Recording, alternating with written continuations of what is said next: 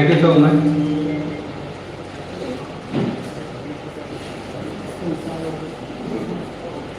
The chairman of today's session is Dr. S.S. Sandhu sir, former Dean and Joint Director, Education, ICAR, New Delhi.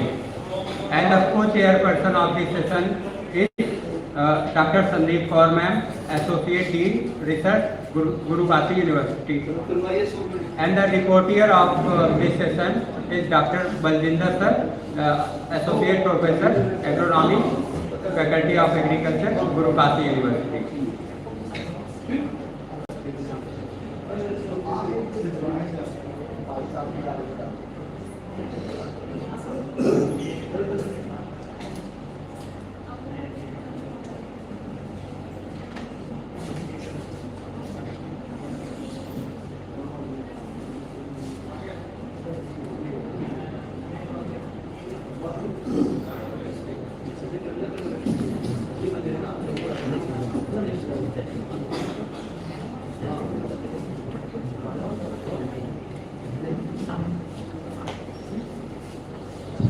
Good morning, dear delegates, and my most beloved student and our own colleague, Dr. Saran in agriculture. Today there are 12 participants, those who are supposed to present their paper, and out of 12, I don't know how many are there. The first one is Amanpreet Kaur, she is there.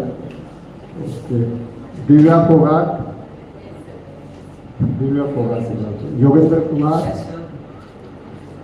Lovepreet Singh, Dr. Pankaj, Dr. Pawan Kumar Garg, Praveen Kumar Garg, yes. Dr. Prince Kumar, Prince is not there. Annu is not there. Rupesh online. Pooja Rawat, Shivani, Bablu Singh. Anyway, it's a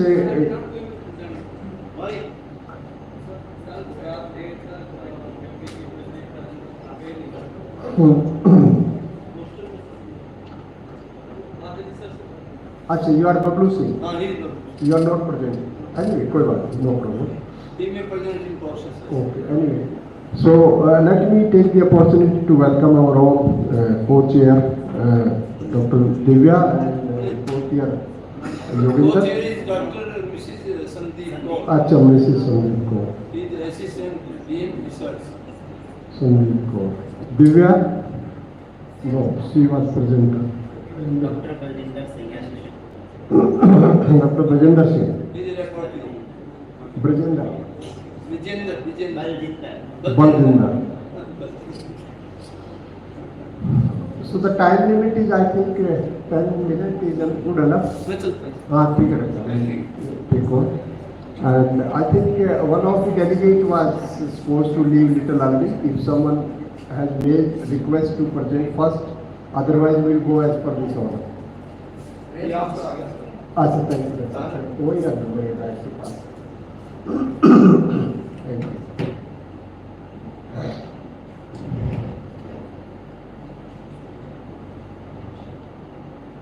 So time limit is 10 minutes and 1 minute or 2 minutes maybe maximum for discussion.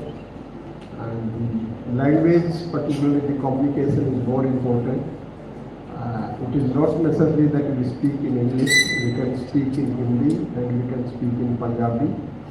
But ultimate goal is to let the audience should understand what you are going to present, what is your finding, and how it is going to be handled. So I invite Amanpreet Kaur.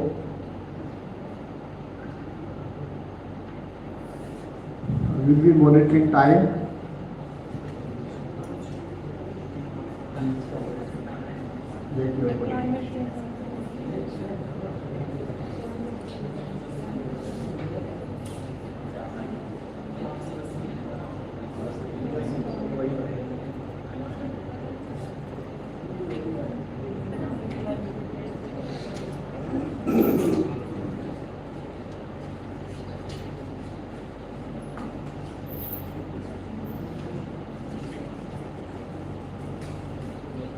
In the first slide, you can brief yourself about where you are working, what your regulation, and then quickly you can. Good morning. I am Amanpreet Kaur, working as assistant professor in the College of Agriculture, Guru Kashi University, Talwandi Sabo. My today's topic is Guardian of Green Climate Influence on the Resilient Neem Plant. For the introduction, neem is multi-purpose tree, also known as wonder tree. It has numerous uses used as insecticide, pesticide, agrochemical, and as well as pesticide. Neem grow up to 25 meters and live more than 200 years. It can adapt to the tropical and subtropical climate, altitude at sea level and the 700 meters. Mean temperature range are typically 21 to 32 degrees. Next slide. It can tolerate temperature up to 50 degrees but can't tolerate temperature lower than 4 degrees.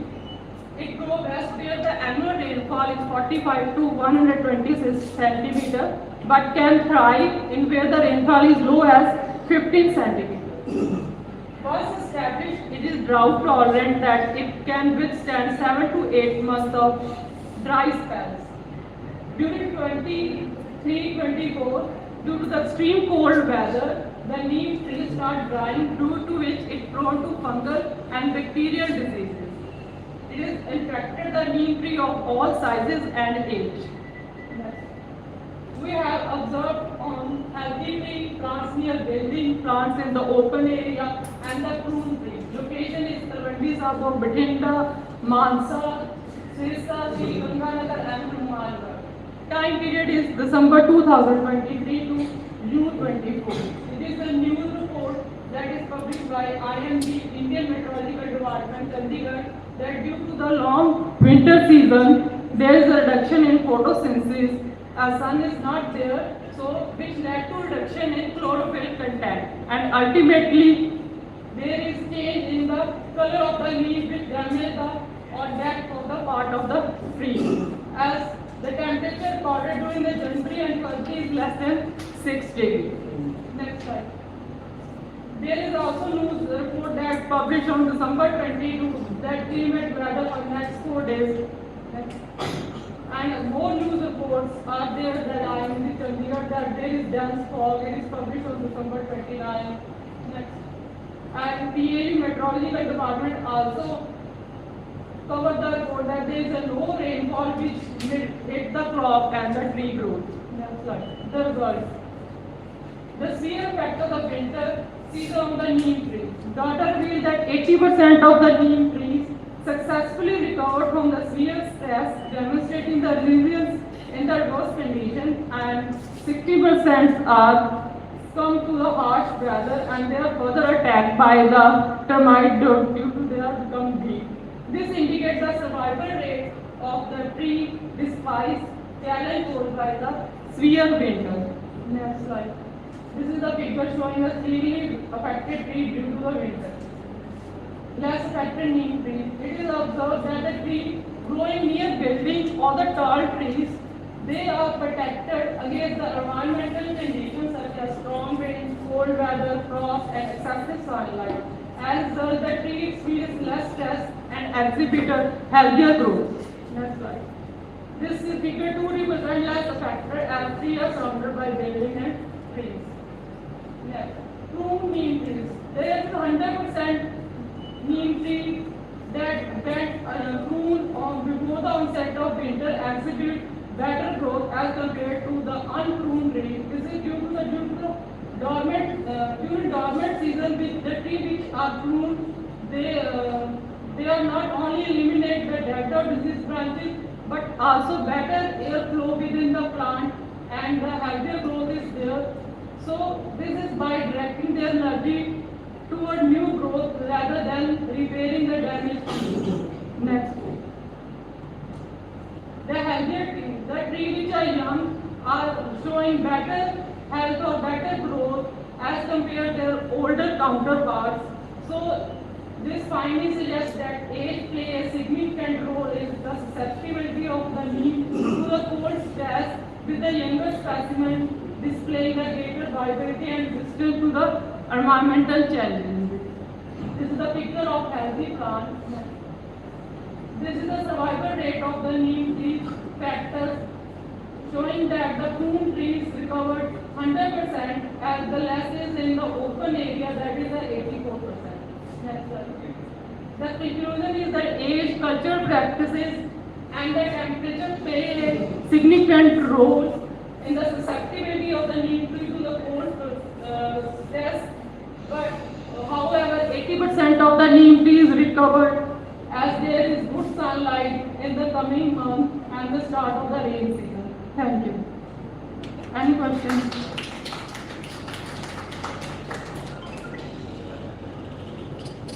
If somebody have any questions, they can be asked. Otherwise, I have one. Did you conducted this? Last winter season, all the neem are very dry. What is the reason behind it? Drying of the neem. As I already said that there is a no sunlight for 2 months. So neem is an evergreen tree. It will not shed its leaves and not go into the dormant state. So it will not do photosynthesis, and this plant is more susceptible to the cold. What is that? How can we improve the plants? We can do by the pruning, by providing the irrigation facilities, by cutting the trees are dying due to disease, where we cut that branches. That way how we overcome these. We have done all the measures, but it has not been improved. They may be old trees, but you have seen on the roadside, all the trees are dying. I have seen in the winter season, but mostly 98% trees are recovered in Punjab, which I have observed. Maybe they have some other diseases which can't be cured at that time. Maybe fungal attack due to the winter stress. You can spray the Ropiston or other fungicide.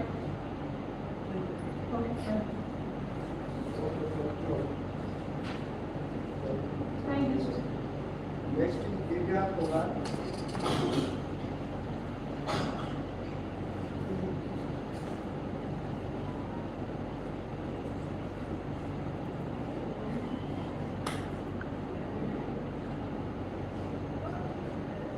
Respected Chairperson, Co-Chairperson, Rapporteurs, distinguished delegates, faculty and students of GKU. I am here to present my research on the title Microsatellite-based Assessment among Criticum Extremum L genotypes for Biofortification. First, I give a brief view why I have carried out this study. Everyone is aware that hidden hunger or malnutrition is affecting billions of people.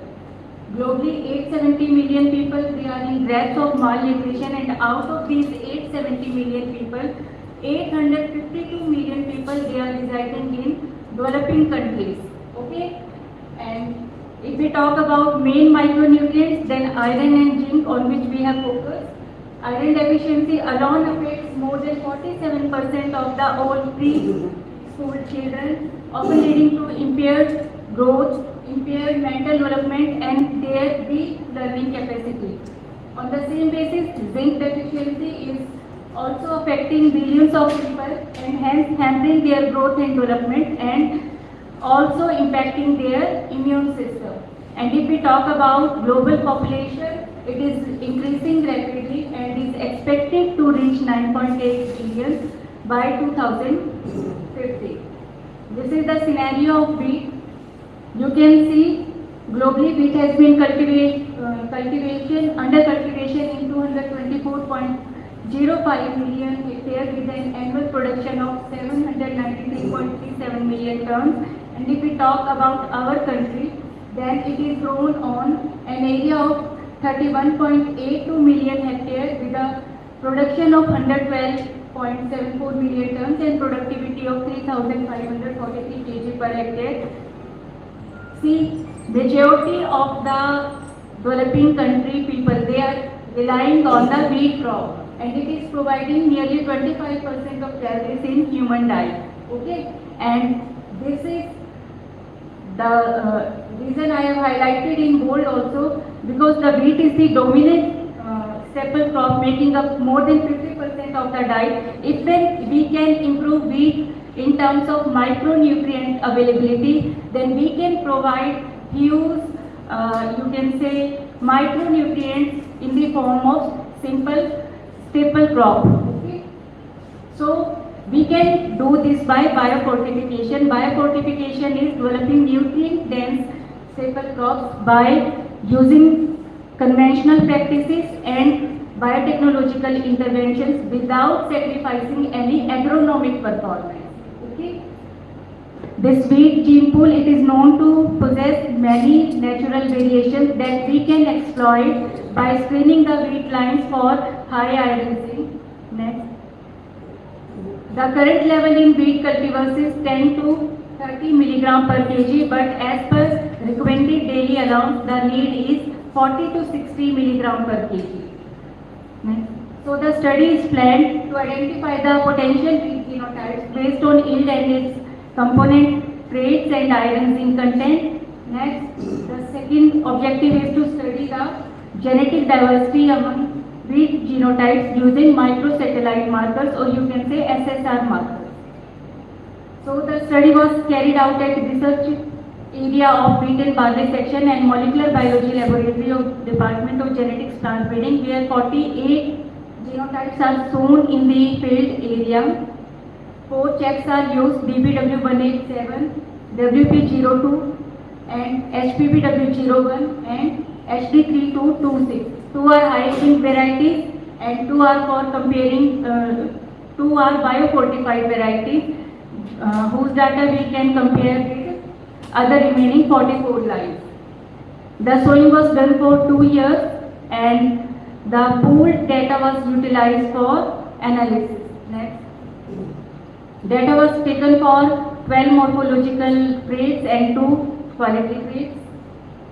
These 49 SSR primers are used whose sequences are presented here with forward reverse sequence, annealing temperature and chromosomal location. Same. Next. Statistical analysis, SAS 9.3 statistical software was used. Results. Analysis of variance reveals enough ample amount of genetic diversity present in all the 48 genotypes. And this is PCUPGMA cluster tree analysis. It led to grouping of genotypes in such a way similar genotypes fall in same cluster while distinct genotypes differentiating at the molecular level, they falls in different clusters. This is the allelic profile, the allelic diversity among 48 genotypes as assessed by the 49 SSR primers. You can see out of 49 primers, 43 gave amplification while 6 did not amplify, and out of 43, 26 primers gave monomorphic, polymorphic band, remaining 17 gave monomorphic band. Range of allele was 1 to 4 and averaging total number of alleles are 64, averaging to 2.461. The size of PCR product comes in the range of 100 to 500 base pairs. Next. This is the polymorphism information content that we get from the bending pattern given by the various primers.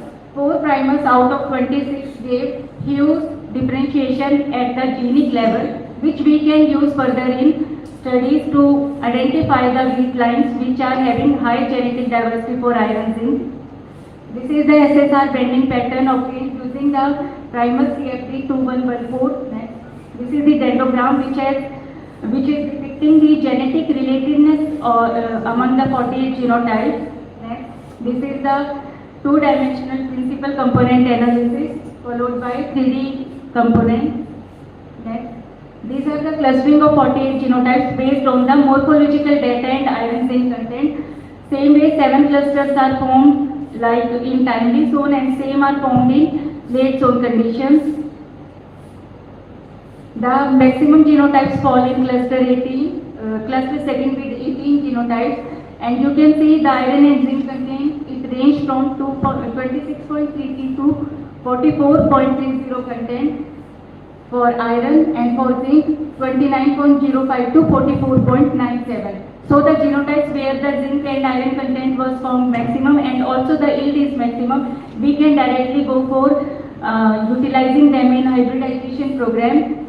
Genotypes HPYT421, HPYT403 and HPYT411, they perform significantly superior than the best check DBW187, and genotypes of cluster 2 and 4 in timely zone condition and cluster 4 and 6 in late zone conditions.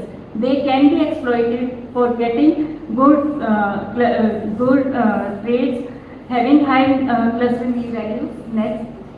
So I am summarizing the findings. You can easily exploit the genotypes HPYT421 and HPYT411 for high iron zinc content and high grade yield, and they can be utilized for breeding program aimed toward developing high yielding biofortified varieties. Primers, these primers CFD 2114, BARK 124, BARK 216 and BARK 199, they can be exploited for further differentiating these genotypes at molecular level. Next. So phenotypic and genotypic genetic diversity studies reveals the ample amount of polymorphism among the selected genotypes, and finding can be further utilized for wheat improvement aimed to develop high yielding biofortified wheat varieties. And once the variety is developed and it comes in seed chain, the same micronutrients can be easily available for farmers and consumers. Thank you. These are the citations. I'm sorry I forgot to introduce myself.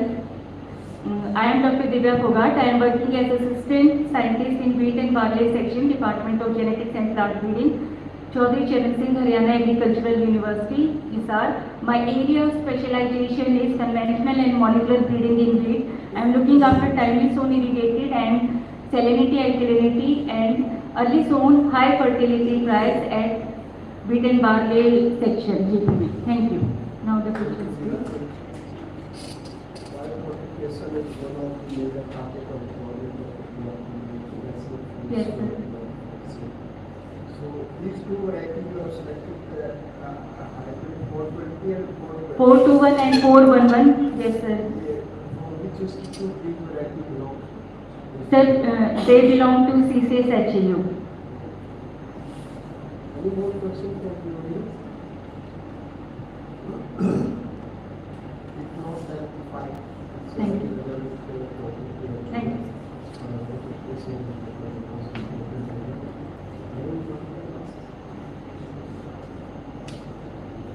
Next is Yogendra Kumar. 1P28 Good morning, everyone. I am Dr. Yogendra Kumar, working as a senior scientist in Chaudhry Charan Singh Haryana Agricultural University, Hisar. And I am very thankful to the organizer of this workshop to provide me the opportunity to be here to present my research findings. My topic of presentation is multivariate byproduct analysis of exotic barley genotypes. And it are based on the agronomical variables. So first the question arises, what is significance of barley? Why we have to grow the barley? Barley mainly is consumed or utilized for three main purposes. It is mainly used as animal feed. Approximately 70% is used for animal feed, and 20% is used as raw material in the industries that are associated with whiskey making or beer making or other pharmaceutical drugs. And rest 10% is used as a food while mixing with other grains like in wheat. So these are the three primary uses of the barley. Then, is there any significance of barley? Yes. It can be grown under low input conditions. Its water requirement, its nutrient requirement are very low as compared to the competing crop of Rabi season, say for the case of wheat. So this is about the barley. So what is the scenario of barley cultivation at abroad and in India? At global level, its area under cultivation is 46.9 million hectare with production of 142.64 million tons, and here the productivity is 30.5 quintal per hectare. When we talk about at the national level, here the area under this crop is 0.62 million hectare, and production is 1.69 million tons, and productivity is 27.8. Since I belong to the Haryana, so here I have given this figure. So in Haryana only 15,300 hectare is the area under its cultivation, and production is only 53,300 tons, and productivity. I am here highlighting that the productivity in barley is highest in Punjab and followed by Haryana, then it is in Rajasthan and UP. So next. So this was all about the recent scenario under the barley. So this study was conducted with the three main objectives. First, to evaluate the genetic variability for the character that are agromorphological characters, and second is to identify the component trait that should be focused on for increasing the barley yield, and third, the promising genotypes selection based on the genetic divergence. So next. So for this study, 141 genotypes that are received from ICARDA through the Indian Institute of Wheat and Barley Research that were evaluated for this study, and this material was evaluated by using the augmented design. These genotypes were grouped or evaluated in 6 blocks, and each block having 26 genotypes. And here in this study, the 3 checks were, as mentioned, Vihane, V. Moran, and VWRB1. These were the checks, and these checks were repeated in each block. Okay, and this study was carried out during the 2023-24 crop season. And here the plot size. Each genotype grown in a paired row of 2.5 meter length by maintaining a space between row as 30 centimeters. And the work is carried out at Haryana Agricultural University, SAR. The data collected for all the variables were analyzed by using R software, public domain software, and most of these researchers are using this. Next. So here is the list of 10 traits or variables on which the study is carried out, based on heading, maturity, pillars, plant height, spike length. So here is the list. Next. This is the list of genotypes. Actually, this a set of genotypes that is received from ICARDA, and it included the 3 checks. One check is included our Indian check or indigenous check from IIWR Karnal as DWRP 137. So here we see in barley there are two things, that is whether it is 2-rod or 6-rod. In case of 2-rod, the rachis of the spike have only 2 rows. On alternate row there is only a single layer of grains. But in 6-rod, at each node of rachis we have 3 spikelets. So appearance in case of 2-rod is just 2 rows of grains, and in 6-rod it is 6 rows. So here in this material, 70 genotypes consisted of 2-rod, and 71 are of 6-rod genotypes. 2-rod genotypes are very important as they have more malt content, so they are very important in the industries associated with malting that are producing the beer or whiskey. So here is the descriptive statistics that shows whether the material have variability or not. So all the characters shows a wide range of variability, and if we talk about the coefficient of variation, days to heading and maturity, they have low CV. CV means the coefficient of how much variability material indicated.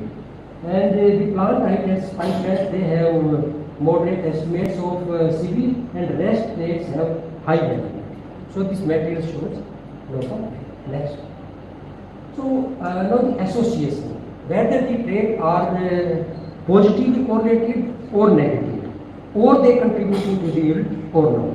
So in this slide it shows that grain yield positively correlated with plant height, grain per spike, harvest index, and this is biological. Then question arises, is there plant height is positively correlated Yes, this material contains the genotypes that are having optimum height of the plant. So here in this finding it is positive, otherwise anyone can think that if there is more height, then there will be more lodging in barley. The barley is very sensitive to the lodging. So these are the 4 traits that are positively correlated, and here other estimates show the negative and positive significant correlation between 2 or more. Next. So why this figure is given here? We have studied the correlation simply, but this figure is constructed by using the principal component analysis, and here just to confirm whether the correlation of trait with the yield are there or not. So the vectors. So first I want to say the length of vector indicate the variability or diversity, how this character is varies, and the angle between 2 variables indicate whether there is positive correlation or negative.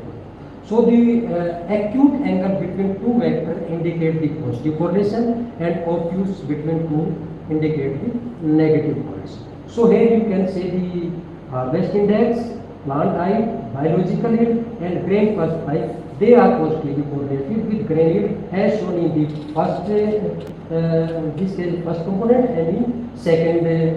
Okay. So here the results are confirmed. Next.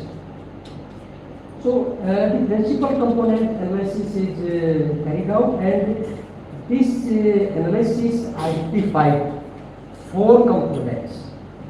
And here we retain those components that are having eigenvalue more than 1. Means they are actually expressing the variability. So 4 principal components cumulatively explain approximately 72.6% variability. So from this slide I want to just repeat that the PC1, it is correlated with or having high loading of tillers, then spike length, number of grain per spike, and 1000 grain. It means when we have to go for the plotting. So these genotypes will be reflecting on the by plots. The PC2 is having more loading of Day-2 heading and plant height. PC3 is associated with maturity and biological yield, and PC4 is having a strong association with grain yield and harvest index. So based on this PCA, this plotting, why plotting is done, and why we have to go for this type of approach. Here in this figure we can easily identify which genotype is better for which component, and which component is respond to the how many traits that are positively correlated. Okay. So in first quadrant we can say the genotype falling in first quadrant. Here the genotype is promising for both the PCs. Here this plotting is done based on first and second PC, because the first and they explain more variability as compared to the third and fourth one. So in first quadrant genotypes belong to the having potential for both the PCs. In second quadrant it is promising for only the second PC, and in third inferior genotype. And in next or in fourth, here the genotype is performing better for only the PC1. So here easily identification of the, okay, next. So clustering is done for the purpose of diversity analysis. So all the genotypes are clustered into 8 clusters. The cluster 7th have more number of genotypes, that is 28, followed by second with only 2 genotypes, and 9th having only this, that is 9. So this is figure depicting the clustering pattern in the form of data. So here the distances were also calculated for their utilization in crossing program. So the diagonal value represents the intra-cluster and off-diagonal inter-cluster. So between the cluster 6 and say in cluster 6, the genotype, that is 18 genotype falling in cluster 6 that is having more variability. But within cluster genotypes are there, but they are showing more variability, and minimum by cluster 4. And when we talk about the intercluster distances, cluster 5 with cluster 7 having the minimum distance, and cluster 3 with the cluster 18 having the maximum distance. So from this is the okay, you may go ahead. So here is the performance of genotypes for a particular cluster. Say cluster, the genotypes of cluster 1 having they are called promising for days to maturity, heading as well as the figure. Cluster 3 is containing the genotypes promising for 1000 grain weight. Here cluster 5 having the genotypes yield potential as well as the high harvest index. Cluster 6 is with the dwarf plant type. Cluster 7 is having the number of grains per spike, and the cluster 8 having the genotypes with more biomass. Next. So from this studied material, 141 material, these are the promising genotypes identified, would be used in breeding programs for improvement the character as per our objective. Next. So from this finding we can summarize that the material contains energetic variability and diversity, 4 characters, that is plant types, number of grains per spike, biological yield, harvesting yield. These are the key components should be given priority while we have to go for the selection or for the improvement. 4 pieces are there, explain more variability with eigenvalue 1, and genotypes are clustered in 8 clusters. Cluster 5 contains the genotype promising genotypes, and here is the list of genotypes that are more found promising for grain yield as well as the biological yield. So the multivariate bioplot analysis, the technique is used, it is found promising or good for studying this material. Yes. So here is the list of genotypes, that is G30, these are the coding as well as the name is given. So these genotypes are found promising, could be selected, can be evaluated at multi-location for more than 1 year or multi-years, and if found stable, can be included in our trials, and can be, if found stable, promising, can be included. So I'm thankful for chairman, co-chairman, for this. Only my one question is that why should we grow barley? Sir, as I said, I have said barley is a low input crop. The fertilizer requirement is very low as compared to the competing wheat. Only 2 irrigations are required, and it can be grown under problematic soil, saline and alkaline soil. And in addition, this crop is very potential as a dual purpose crop. In Rabi crops, when we have this ratio with green fodder, we can take a cut at 55 days, and after fertigation we can allow the crop to grow. So in that case we have green fodder as well as grain, and it is very important as a raw material in the industries associated with malting, brewing, for preparation of beer and whiskey. There is a PWR at Canal, but even in Haryana there is no malting industry. Sir, only 4 or 5 industries known in India. Okay, so they are trying, but here I want to say that the procurement, sir, I want to say this thing, that there is no import duty on the import of the barley. So the Indian grower, they are discouraged if the industry, they are importing the material from the other countries. It means that is cheaper than our Indian grown barley. Yes. And they are saying that the quality is superior as compared to the Indian barley. That flavor of the beer, Okay. that particular, I think in our Indian variety is less than that. Yes, sir. So malt extract is low in the Indian produce. At the foreign, they have long period of their cultivation. So their malt extraction is more as compared to the Indian malt. Thank you very much. Okay, thank you, sir. Thanks. Now please next later, you are ready to be there in Punjab.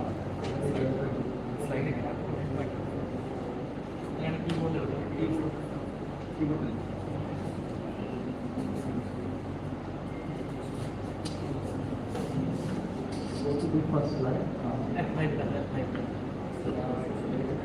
Lost it, yes. Very good morning to all present here, respected chairperson, co-chairperson, reporter of this session, and all the participants here. Myself, Dr. Lovepreet Singh, working as an assistant professor of agriculture economics in Faculty of Agriculture, Guru University. My specialization is agriculture marketing. So, as the title of this conference is Current Innovations and Technological Advancement. So, particularly if we focus on the agriculture marketing, the recent advancement happened is the establishment of ENAM. So, what is the ENAM? ENAM is the Electronic National Agriculture Market. This is a scheme of the government which was implemented in the 2016 by our Prime Minister Narendra Modi with the aim of doubling the farm income. So, before the establishment of ENAM, there is a APMC Act 1964, which was established throughout the country. Under this act, there was a marketing board. That is, for example, in case of Punjab, there is a Punjab Mandi board. Under the Punjab Mandi board, there is a system of regulated markets which is primarily deal with the sale and purchase of agricultural commodities. So, over the period of time, the efficiency of these markets has been questioned about their efficiency. Like the share of producer is reduced in the consumer rupees. So that's why the ENAM has been introduced in India. So what are the potential benefit of ENAM? The first one is the transparency in trading. Second one, reduce the transaction cost. And third one is the trading on the basis of quality parameters. And last is the online payment.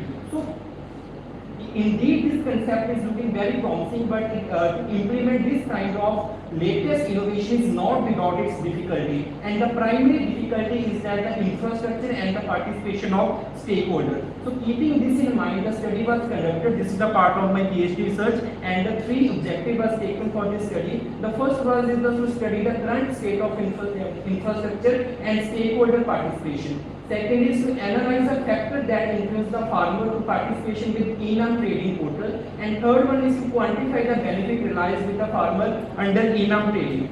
So coming to the methodology, the stratified random sampling technique has been used. The study was conducted in the 2021 in the Punjab state. 3 sectors has been constructed. One is large, medium and small on the basis of market arrival.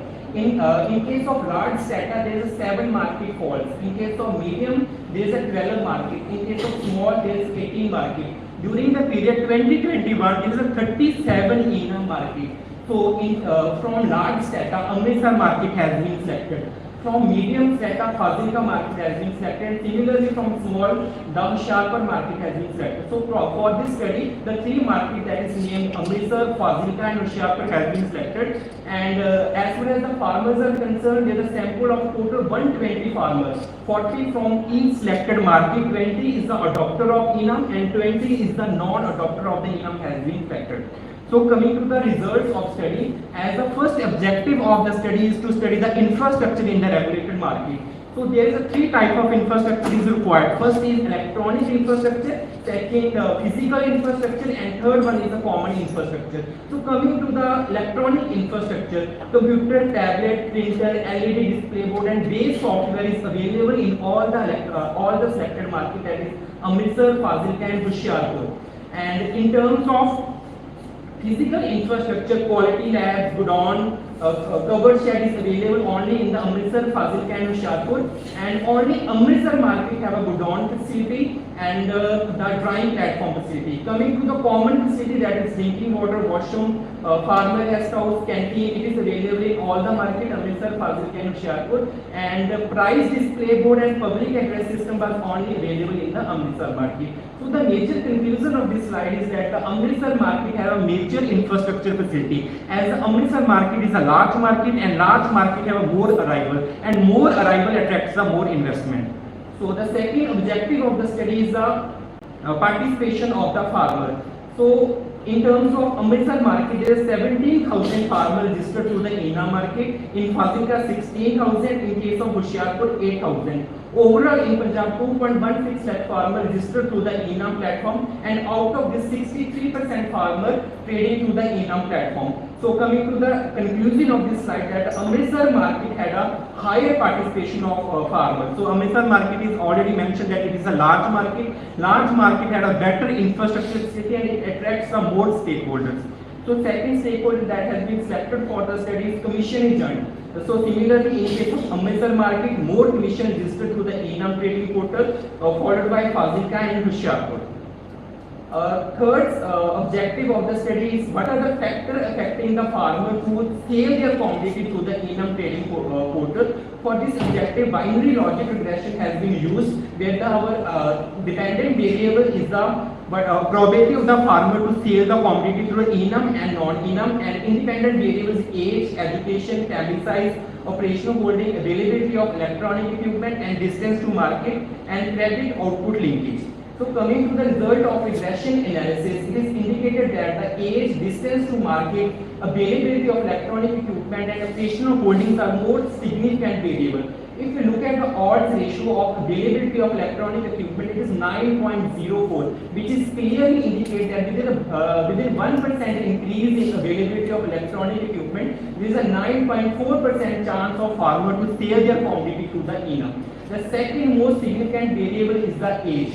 In case of age, the coefficient is negative. That means with the increase, with the 1% increase in age, there is a negative chance of the farmer to sell their commodity to the ENAM trading portal, which clearly indicate that the farmer who have a more age, they are less inclined towards the ENAM trading portal. So coming to the coefficient, that is the distance to market, it is also negative, which clearly indicates that with a 1% increase in the distance to market, there is a 0.3% negative chance to sell the commodity through the ENAM trading portal. So next is a benefit realized by the adopter farmer under ENAM. So Garrett ranking technique has been used, and 71% mean score indicate that the quick payment and payment through the bank, that is online payment, was the first benefit that is realized by the farmer. Second is a time saving procedure. Third one is a better price realization of produce, followed by quality based trading, transparent online trading, reduction in interlinked credit and product market, and the last one is enhanced accessibility to the market. So coming to the conclusion and the policy implication of this study. So as a result indicated that the large market had a better infrastructure. So it is suggested to the government to firstly to invest in the infrastructure. To address this, it is crucial to increase investment in infrastructure across all categories of market. Second one, that is the participation of farmer. If we're looking in the Punjab, there is only 2.16 lakh farmers registered to the ENAM trading portal. So it is very important to aware the farmer to adopt this recent initiative of the government. So third is the creating awareness about the ENAM system among different farm categories. As our regression analysis indicated that only large farmers are more inclined towards using this ENAM. So it is important to create the awareness among the different categories of farmers, either it's small farmer, medium farmer, and large farmer. And last one, there is an immediate need to develop time-bound strategy covering publicity, awareness campaign, and capacity building of different stakeholders with focused approach for producer. Thank you, sir.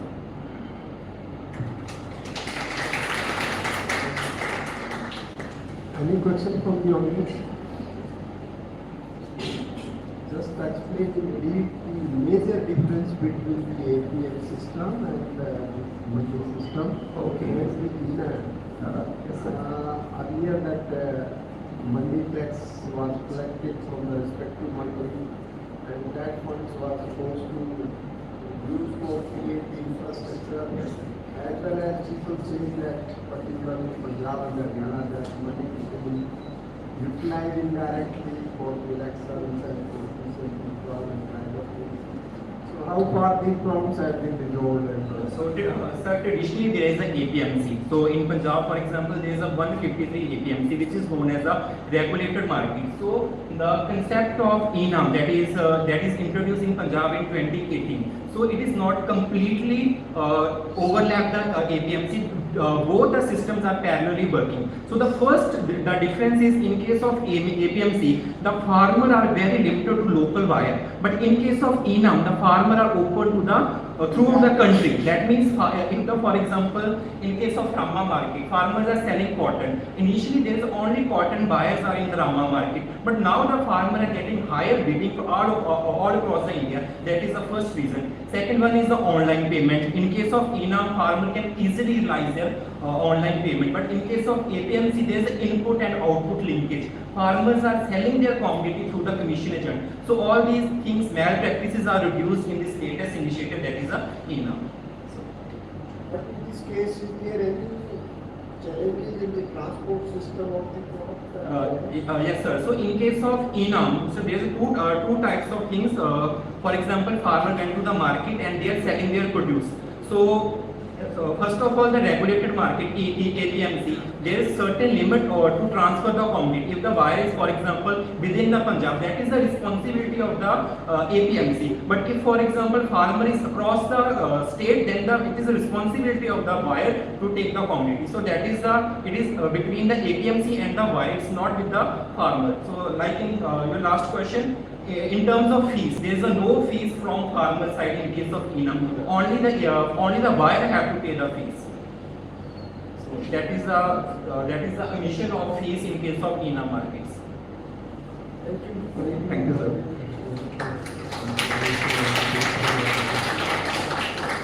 Dr. Pankaj is not here. Next is Dr. Praveen Kumar Garg. Yes. Method of strong principle in making right decisions.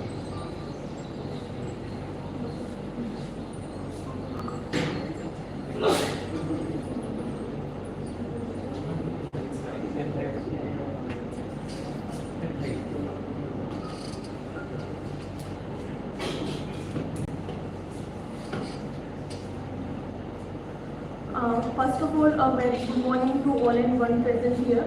Myself, Dr. Pankaj, working as an assistant professor, Department of Soil Science at Guru Kashi University. So today I am here for representing my oral presentation on the methods of the crop residue management system in rice field system in the CITAAS 2024. As we know that rice field is an important cropping system for the food security, employment, income and livelihood of the millions of the people. But by the adoption of this system, various soil quality issues have been emerging. These issues include the decrease in the productivity, depletion of water resources, high cost of production and environmental pollution and loss of fertility and soil organic carbon due to the burning of crop residue. Now the crop residue generation in India is as follows.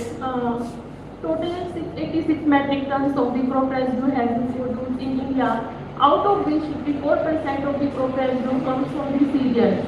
And among the cereals, rice contributes the highest amount of crop residue, that is 154 metric tons, whereas wheat contributes 131 metric tons of the residue. Next, 177 metric tons of the crop residue is produced by the oilseed, sugarcane and pulses, where 80 metric tons of the crop residue is produced by the cotton and the jute, and 61 metric tons of the crop residue by the horticultural crops. If we talk about the state-wise production of the crop residue, the lowest amount of the crop residue is produced in the Mizoram, that is 0.21 metric tons. Whereas the maximum value of the crop residue is produced in the Uttar Pradesh, that is 121 metric tons. If we talk about the Punjab, total 83 metric tons of the crop residue has been produced, whereas cereals contribute about 45 metric tons.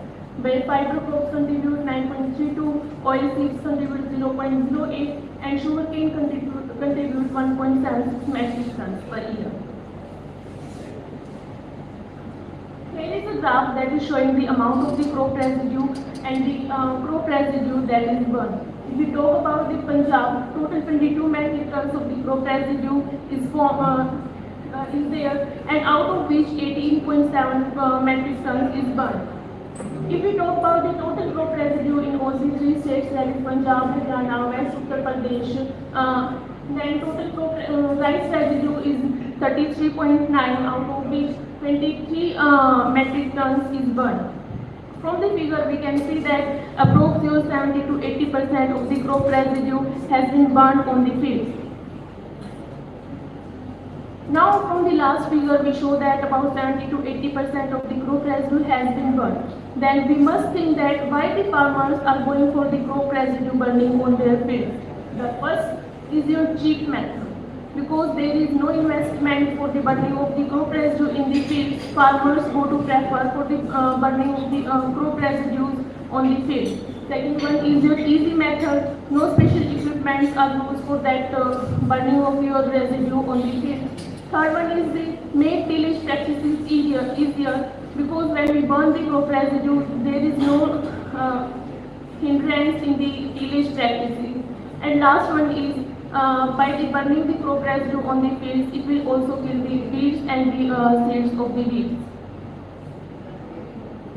Next is in the month of the October or the November, you may hear the news of the crop residue burning and the quality of the air pollution that has been degraded specifically during these months. So, in the news, you may hear that we should stop the residue burning, we should go for the other management practices. But what is the consequences of the residue burning? The first one is the loss of the soil flora and the fauna. During the burning of the crop residue in the field, the temperature of the fields increases up to 60 to 70 degrees Celsius, due to which there is death of the microorganisms that are present in the soil. Next is your loss of carbon.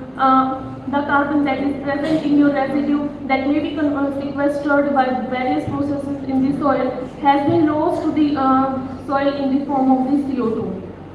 Next is the environmental pollution. Various harmful gases are released during the production of, during the burning of this crop residue. Next is the health hazards to the human and animals, humans and birds. Next is loss of soil fertility. While burning the crop residue on the field, there is approximately loss of 70% of the nitrogen and 40% of phosphorus and 60% of sulfur. Next is emission of greenhouse gases, global warming and loss of nutrients.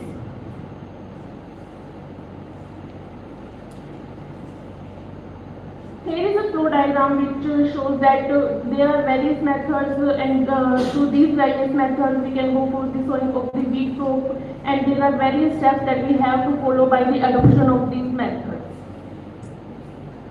For the on-field crop residue management methods, we have two methods. The first one is the surface retention and second one is the incorporation. In the surface retention, the residue is retained on the surface. It will help in improving the microclimate in the soil and also increases the soil organic carbon.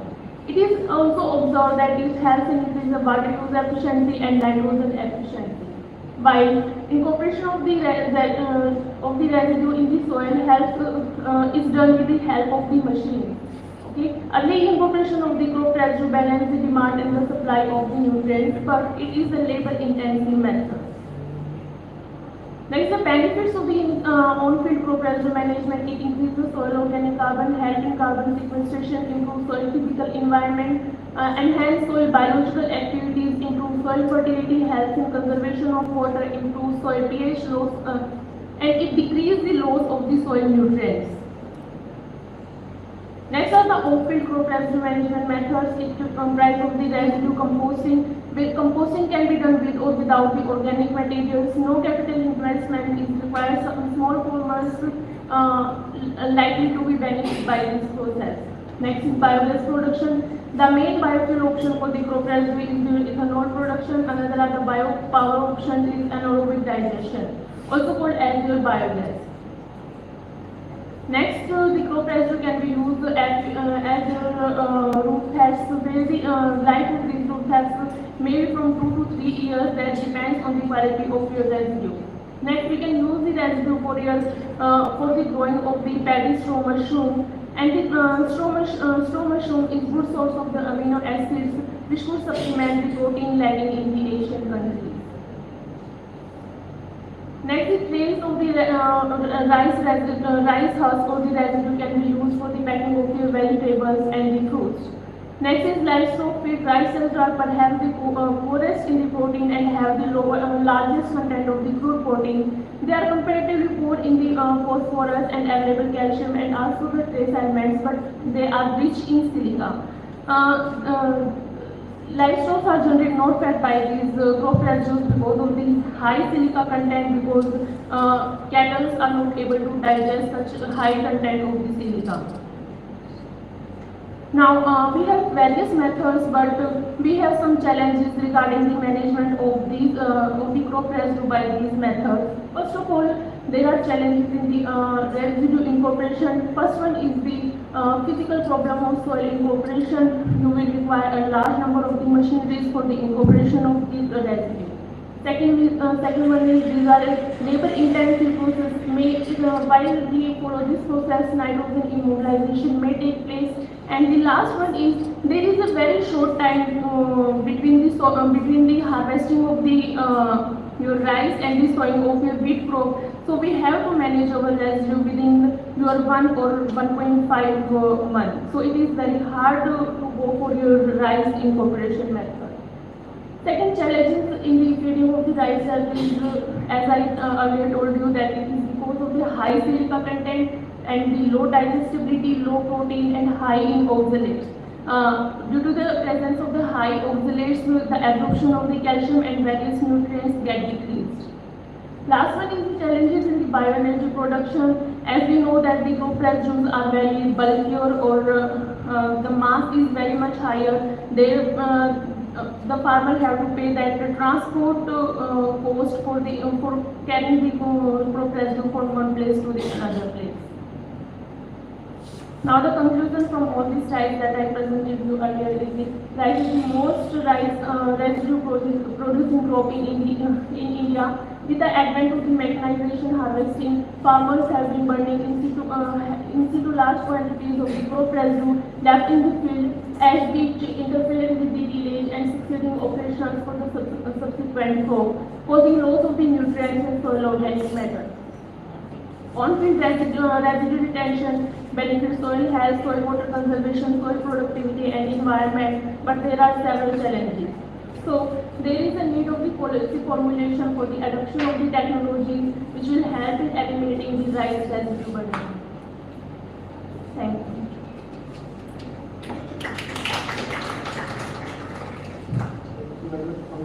Thank you. It's a very burning topic, and we are facing such kind of a flow during October, November, and we have really the farmers of Punjab and Haryana, lots of staff are being and all. So if you have any question, any queries, Dr. Pankaj is here to reply. And the government is spending a lot of money and lot of challenges are there, but still we are not able to cope up with this problem. It's a real problem. Yes. And a lot of good things have been done. Only one clarification I would like to have, that one method you have done retention of the residue Yes. within the field, and another is incorporation. So in terms of fertility, in terms of production to the next crop, which one will be better? Sir, among the incorporation or retention of the Yes, sir, please. Okay. Which one is better for the production and the age of the next crop? Sir, incorporation of residue is better because we are increasing the surface area that is in touch with the soil. So the microorganisms have more surface area for the digestion of that crop residue, and the minerals that are present in the crop residue are converted into the available nutrients in a very shorter time. But whereas in the retention, the contact area between the soil microorganisms and the straw is very less, so the decomposition rate will be little bit lower as compared to the incorporation. Incorporation actually needs some kind of PCR is another one, that flow mode. Yes, sir. We need Flow that mode. kind Or of we can rotameter. kind of bigger machinery is required at the farmer field. And each and every farmer doesn't have such kind of machine. So most of them is small farmers, they go for retention of the rice straw of the soil surface, and they go for IPC fertilization. Yes, sir. That's it. Thank you, Dr. Pankaj. If Thank you you, have sir. no more questions from the audience, let's invite Dr. Prince Kumar, the next. Praveen Kumar, yes, Dr. Praveen Kumar. Thank you. Challenges being faced in modern agriculture. Good morning to all of you. Myself, Dr. Praveen, Associate Professor in Management Department. Today I am here, actually my background is management, so I try to explain here the challenges which are faced by the farmers in India. So, next slide.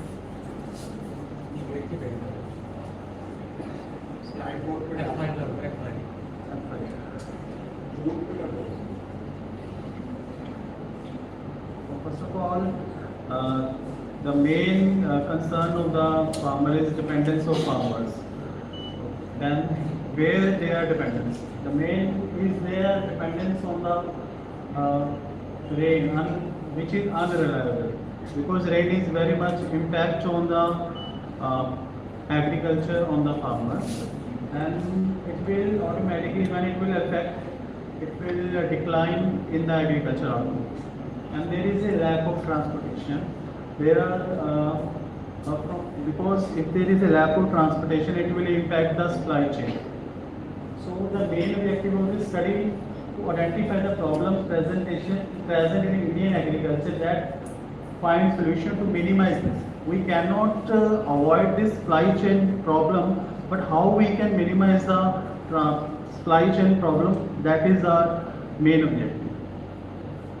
So in the traditional farming, we have traditional knowledge, natural resources we are using for the production, organic fertilizer and old customs. But in the modern, we have new technologies, we have new equipments which the farmers are using to improve the agriculture.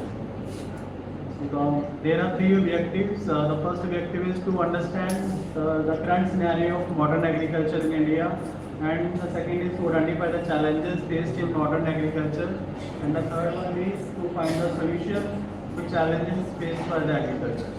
So for this, I have used such methodologies secondary database, and that is in exploration. Discussion on this, on the first objective is current scenario in the modern agriculture. So the current scenario is it's increasing in the food chain, diversification in the agriculture, horticulture, floriculture, Internet of Things, agriculture, robotics is there, and artificial intelligence and drones, which is the current scenario of the agriculture. And what are the challenges? Main is transportation problem, because due to transportation problems there is a supply chain is occurring in the scenario.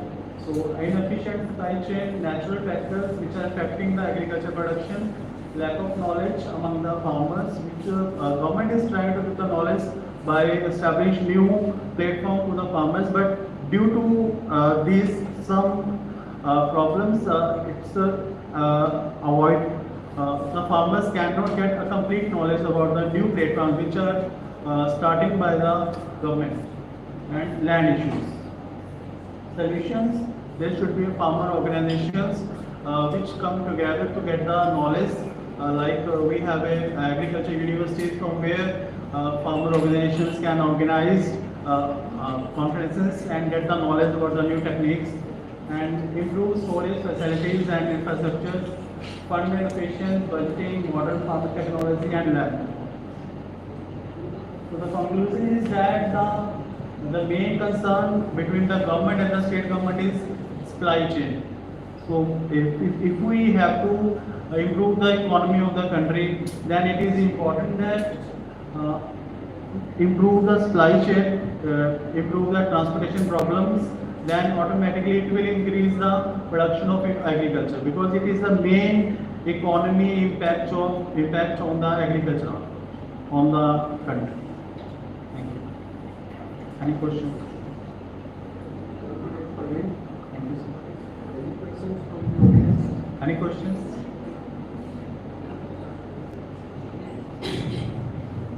Okay, then thank you. One more question. Thanks. Dr. Prince Kumar.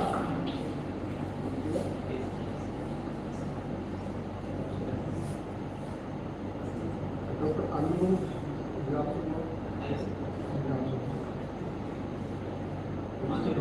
Rupesh, biological control. Occupancy tests.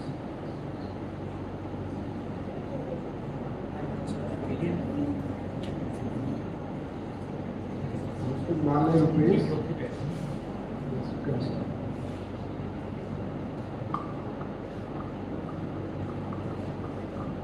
Good morning to all dignitaries, teachers and the students here. I am Male Rupesh, pursuing BSc Agriculture, 7th Sem, Gurukhashi University. So today I am here to give a presentation. The title that is Biological Control for Invasive Pest Species. So first, what is invasive pest species? So the invasive pest species, the species which introduced to the new localities or areas or a country that causes a major damage to the ecosystem of that area, and these also reduce the biodiversity of that area. And the invasive species may be the plants, animals, any microorganisms, insects, pests, etc. So, but all the invasive species are not harmful, but there are some useful insects which also invaded India. For example, if we take any insect related to the insect, for example, Rhodolia cardinalis, that is introduced from the USA for the control of cottony cushion scales, that is Arcelia purchasei. So, there are total invasive pests are 330 as identified, but in that 23 insect pests are invaded India as per 2021 records. But recently in 2023, there are two new species are invaded India in Jammu and Kashmir and the Bangalore. That is apple blotch leaf miner that is invaded to the Jammu and Kashmir, but still it is not recorded in the pest status of India. And as well as in Bangalore, mango soft scales is also invaded in the mango orchard. This is also still not recorded in the insect pest status of India. And today we are discussing of this invasive pest management, only the biological control. What is the biological control? Biological control is a method of using one living organism to kill another living organism. Maybe it may be the parasitoid, it may be the predator, it may be any natural enemy, it may be any microorganism to suppress the pest population. So why biological control? Why? Because by using the biological control, first main important thing is there is no resistivity towards this. So the pest can't become resistive towards the biological control. And different insect orders invaded India. The first, that is Hemiptera, comes like bugs, aphids. Many bugs, aphids are invaded India. That is 63%, followed by the leptopteran insects and Coleoptera, Diptera, Hymenoptera, Thysanoptera. And why these species are introduced, or why these species are entering into the new localities? Why? Because due to the increasing international trade. So we are exporting our goods to another countries, and another countries also from another countries we are also importing the goods. So with this, the new species are entering into the one place to the another place. And the next, expansion of the host strains, modernization in agriculture, acclimatization. The acclimatization means to adapt. An insect can easily adapt to the new areas. So this is one of the reasons for the abundance of the insect as well. And the loss of forest cover. Nowadays, so much of deforestation is happening. Due to that, the forest insects are invading to the human places. And changes in climate. This is also one important factor that insects are entering into the new localities. For example, we are talking. We heard the news of Antarctica continent. In the ice is melting. In that ice, there are many microorganisms are stored. Due to the melting and the increasing of global warming, the ice is melting. Due to that, those microorganisms, very dangerous microorganisms like virus, bacteria, fungus, is invading to the new localities. And the traits and the threats of this invasive species. What are the characteristics that have for the invasive species? First one is the very resilient. Resilient in the sense it can withstand at any conditions. For example, the insects have the chitinous exoskeleton, so it can withstand at any condition. and the short life cycle, broad host range, and high dispersability, high fecundity in the sense the laying capacity of the egg is more in a case of insects. For example, we will take some insects will lay 5,000 eggs per its lifespan. And ability to withstand at any environmental conditions. We all know that the insect can live at 0 degrees centigrade as well as in high temperature as well. And the water that threatens because of this invasive species. So the threatens is like extinction of the native organisms. Due to these invasive species are entering into the new localities, in that the native organisms are existing. Why? Because these will compete for the limited resources in that area. And the loss of local biodiversity and economic damage, changing cropping pattern, affected food security and ecosystem. Changing in the crop pattern in the sense, if in a case we are taking the example of cropping pattern of Andhra Pradesh. Like first we are in one season we are cultivating rice, second maize and the pulses. But due, for example, in a case of fall armyworm as attacked in Andhra Pradesh for the maize crop, then according to this we have to change the pattern. Otherwise it will also affect the rice crop and it is also affect the pulses crop. Why? Because fall armyworm is a highly polyphagous pest. And these are some insect pests which is invaded India. For example, that is woolly aphid, Rhizoma langaria, which is introduced in 1889 and it is also found in Shimla in 1910 in apple orchards. For the biological control of this woolly aphid, we can use the Aphilnius mali, which is the nymphal adult parasite, as well as we have the potato tuber moth, diamond black moth, which is invaded and causes a major damage to the country, and it also we lost many crops. The many farmers burned their crops due to this pest. And in this we only discuss about the specific invasive pest. Why I am only talking about the fall armyworm? Why? Because this is the only one pest, first pest I have learned when I am studying in a diploma in agriculture. So the fall armyworm, that is Podoptera furgipeda, comes under the order Lepidoptera and the family Noctidae. And this pest is invaded from the Africa to the Karnataka in 2018 from May to June. And mainly this fall armyworm is native to the tropical and subtropical America. But this also causes a major damage to the Africa as well as in Bangladesh. Due to them also the fathers are suffered. And this is highly polyphagous pest. We all know that it can attack any type of crop. It can attack as a rice, maize, sorghum and vegetable crops as well. And this pest is first observed in Karnataka, Shivamonga district by the Karnataka Agriculture University in 2018. Later it spread, its rapid spread towards the Tamil Nadu, Karnataka and Andhra Pradesh, Telangana.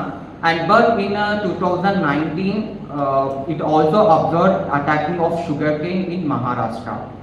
And later on, this has one special feature, that is it can travel up to 100 to maximum 500 kilometers per night and it causes damage to the crops at a night.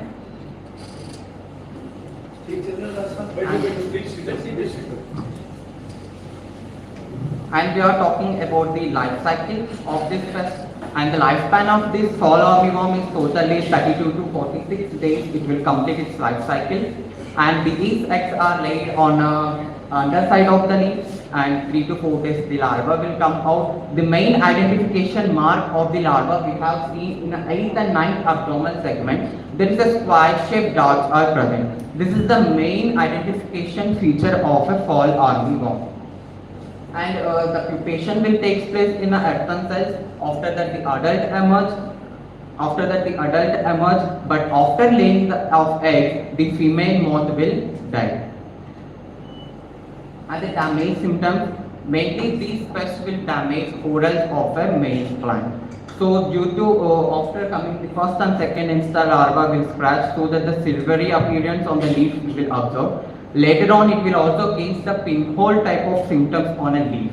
and it attacks to the oral, so we will observe the fecal matter with the insect. This is also one type of identification that the fall armyworm is attached to our crop. And these pest is also attack the crops of the maize. And the biological control for invasive pest, that is fall armyworm. So this data is as per the AD of Dr. Sumlata in Nellore Biological Laboratory. They had research in 2019 when this pest entered into the Karnataka and Andhra Pradesh. So they have first used the Trichogramma peritosoma. This is the egg parasitoid which controls the egg stage of this fall armyworm. And they also used the Teinomus remuius, and they also use the fungus Metarhizium anthipolium. This fungus will, when this fungus contacts to the larva, then after it enter into the larva will become first whitish in color, then after some days it will turn brown in color, then the larva will be died. So this was observed in that research, and this is more effective to control the fall armyworm. So mainly this Metarhizium anthipolium is used for 1 kg per acre and 1 liter per acre in a case of liquid and in case of powder.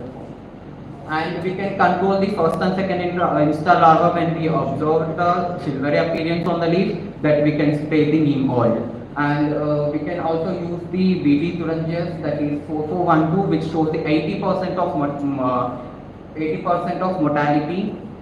And why we are using this biological control, I already mentioned why, because this the main point is the pest can't resist the biological control. In a case of chemicals, we can also use the chemicals in a case of high infestation, but immediately after that we have to use the biological controls.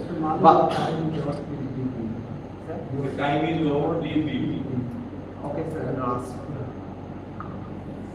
And these are the different approaches that to stop the invasive pest entering into the new localities, that is monitoring, prevention and management. In a monitoring, we have to do the pest risk analysis. The pest risk analysis, that is phytosanitary measures we have to take from another country which we are exporting the goods. So with this we have to do the quarantine, and we have to check the quarantine whether the pest is entering or not. And the early detection we have to do, and quarantine points and the taxonomic classification. Whether we have to see when a pest is entered, we have to notice whether the biological agent is available or not. Thank you. Have you observed any such kind of pest in this particular? Yes, sir. This photo, that larger photo I have clicked from the DKU field. When the MSc students are doing research on a maize, then I have observed the fall armyworm. Some background of looking through this Part-1 which is more common in cotton, particularly in this band. Part-1. Have you heard about this? Yes. What is the disruptive technology for this control of this particular? Sir, at first they was developed the BT cotton, but the BT cotton also the pest has increased its resistivity. Later on. Mating of the male and female should not be happen. So that kind of a technology is being implemented by the company via idea. So that's what attempt these companies are making. So there should not be any mating in the both the male and female, so that the population will not increase. Any more questions from the audience? If not, then thank you. Thank you. Okay. Two more students have joined little late.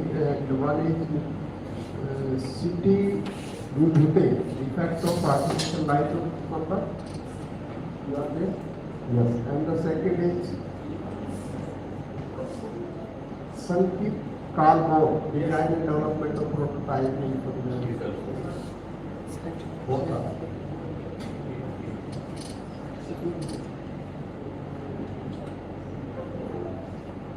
Mucha राहत क्या सुने?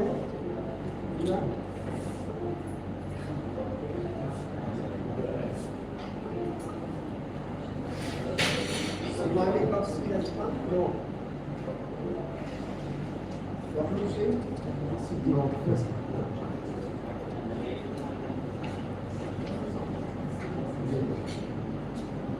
Mr. Bhute. Yes, your time limit is 10 minutes. Good morning everyone present over here. I am Shikya Vijay Vipute from Karad, Maharashtra, BTech Agriculture 4th year student from DMCAT Rajmachi Karad, presenting you my research work with the title Effect of Artificial LED Lighting on the Growth of Cucumber Plant, that is Cucumis sativus, and in the Dutch bucket hydroponic systems. So coming to the introduction, as we all know,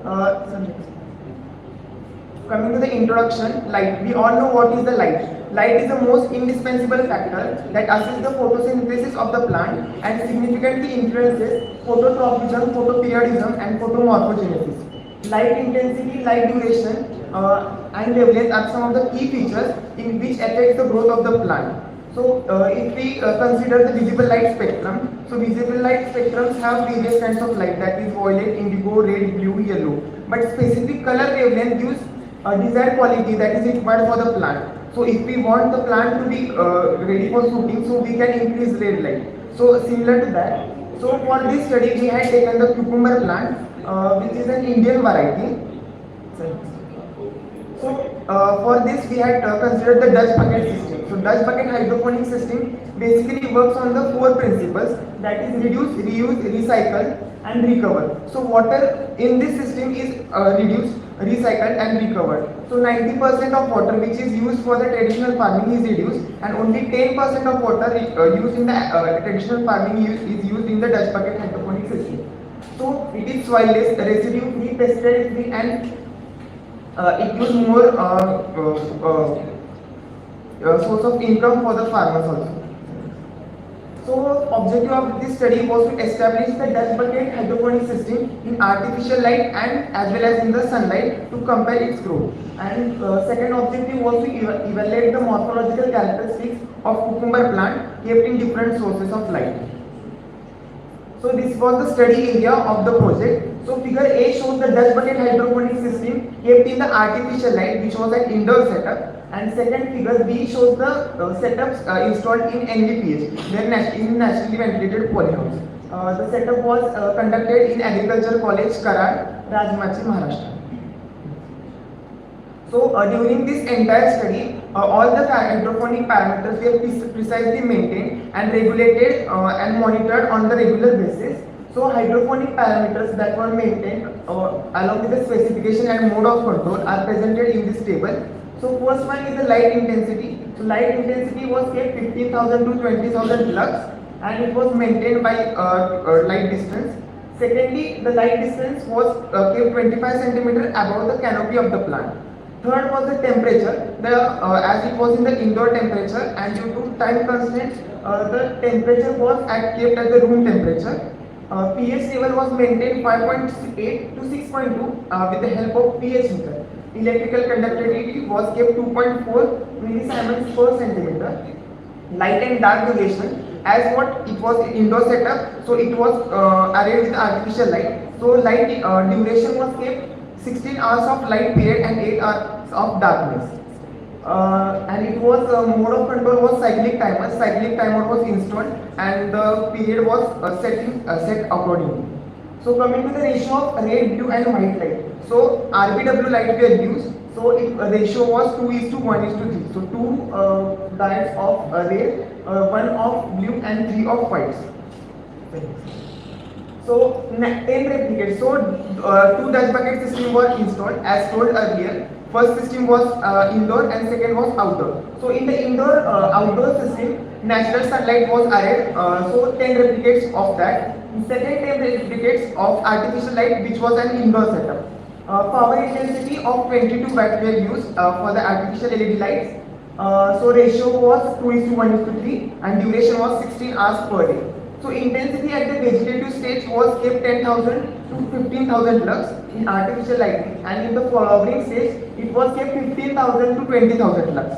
So the spectrum in the natural light, which was in NVPH, was maintained by opening and closing of shade curtains, and in the artificial light the adjustment was done with the help of clamps. So 25 centimeters above the plant canopy. So as the plant was increasing, the light duration and the intensity was increased. So the specifications of Dutch bucket system. So Dutch bucket system installed in both the hydroponic systems. There the specifications of iron frame drip pipe, irrigation pipe, Dutch buckets, drip pipe and submersible pump with the dimensions and capacity. So as told, artificial light was used. So duration kept for artificial light was 16 hours. With the daytime with LED light support was 8 am to 4 am. Daytime with LED light support was 4 pm to 12 am. And at the night time with LED light support it was given 12 am to 8 am. So coming to the results, the Dutch bucket system, the figure A shows the Dutch bucket system in artificial light and figure B shows the Dutch bucket system in NVPH. So Dutch bucket system was successfully transformed to their respective light parameters. So coming to the second results, so morphological characteristics.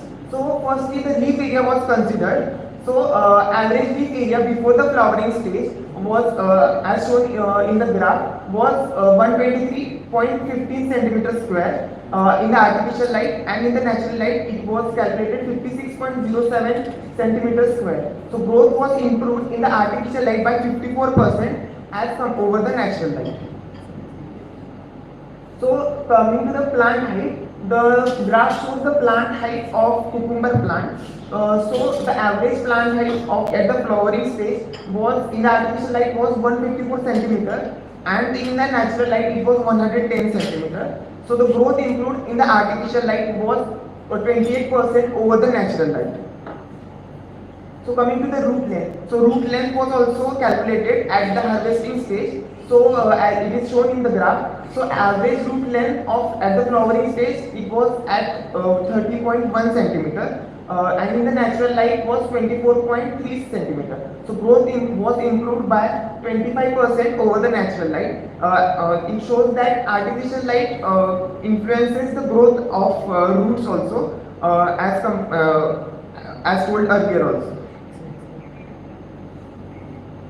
So coming to the conclusion, so firstly the Dutch bucket system was successfully installed, and in the present study it was envisaged that leaf area, average plant height and average root length was improved in artificial light was 54%, 28% and 25% respectively as compared to the natural light. Thank you, sir. Yes, sir. This is one of the major problems that during the hydroponic system, yellowing and poor photosynthesis Yes. is a very serious problem. And the light becomes very important. Yes. How much light will you give and how you regulate the light intensity? Sir, actually 22 watts LED tubes were used. So intensity was dependent on distance. So and standard ratio was 25 centimeter above the plant canopy. But if we measured by lux meter, so it was near about 20,000 lux, 20,000, 25,000 lux. So we increased the light intensity. So it was regularly maintained. Regularly the light intensity was measured with the help of lux meter. So as the intensity was increasing above the standardized, so we were increasing the length of this distance of the tubes. So it was monitored regularly. Okay, thank you very much. Thank you, sir.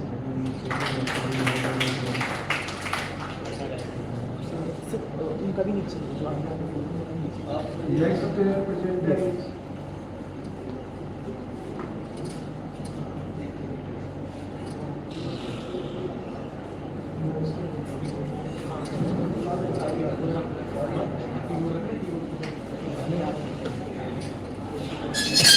Mr. Sandeep from Bow. Design and development of prototype seed fertilizer sowing machine. Mr. Sandeep. Yes. You are again from Karad. Yes. Maharashtra. Okay. So good morning to one and all. My name is Sankeet Sunil Kargor and I am from Karad. Currently pursuing in BTech Agriculture 4th year. Today I am going to present my topic: design and development of prototype seed and fertilizer sowing agribot machine for spices crop. Let's come to the introduction. As we know, agriculture sector plays an important role in this civilized lifestyle. But there are various components used in the agriculture sector is not fully automated. They require labors, more labor. They consumes more time. In order to considering all these aspects, the agribot machine has been designed. This machine is generally used for digging, sowing of seed and fertilizer, and leveling of land. Now come to the objectives. First one is to design and development of prototype agribot seed cum fertilizer drill for spices crop, and second one is to develop the Arduino based software for agribot seed cum fertilizer drill. Now let's come to the material methodology. The different parts used in this agribot machine is rechargeable batteries, Johnson motor, Arduino Nano device, Bluetooth control, Android app, wheel, and DC motor drive. Now come to the Arduino Nano device. Arduino Nano device, we can say it is the heart of the machine, as it controls all the components in the machine. Then next is the power supply. The power supply is given to the machine is two types. One is 5 volt and second one is a 9 volt. 5 volt is given to the Arduino Nano device, and 9 volt is given to the motor driver circuit. Now come to the Android app. Basically, Android app is used to connect the Bluetooth from Android phone to Arduino app. Now come to the DC motor driver. DC motor driver is a current amplifier which take low current signal and delivers high current signal to drive the motor. Then there is a Bluetooth control unit. Bluetooth control unit has a red light which indicates where the device is connected with the Bluetooth or not, and it is generally used to drive and command the agribot machine. Then there is a schematic.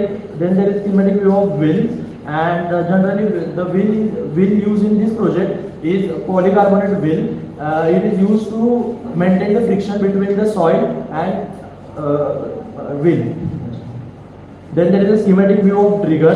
As you can see there is a trigger which loosens the soil and it helps to sowing the seed and fertilizer. Then there is a schematic view of battery. The battery is generally made up of lithium ion. It is a second power source of the agribot machine. Then there is a block diagram of machine. The Android app in smartphone, which connects with the motor driver unit and Arduino with the help of Bluetooth. The power supply required for the Arduino is 5 volt and motor driver is 9 volt. Then there is a result calculated by the machine in field. There is a soil moisture content, speed of operation, percentage of wheel slippage, bulk density, operation time, speed rate, and fertilizer rate. Then coming to the conclusion, the average seed rate of the prototype seed sowing agribot machine calculated as 16.5 kg per hectare. As operating speed increases, the field efficiency also increases. Then there is the average speed required for the operation is calculated as 3 km per hour. Then the wheel slippage during this operation is calculated as 5.534%, and the average fertilizer rate for this machine is 5.852%. The Arduino technology brings new revolution in this agriculture sector, as it requires less skillful labor and consumes less time.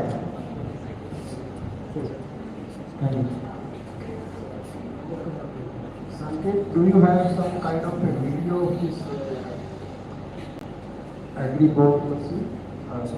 Video? Can you show this video? I don't have right now. Sir, can I show mobile? Sir, How do you connect?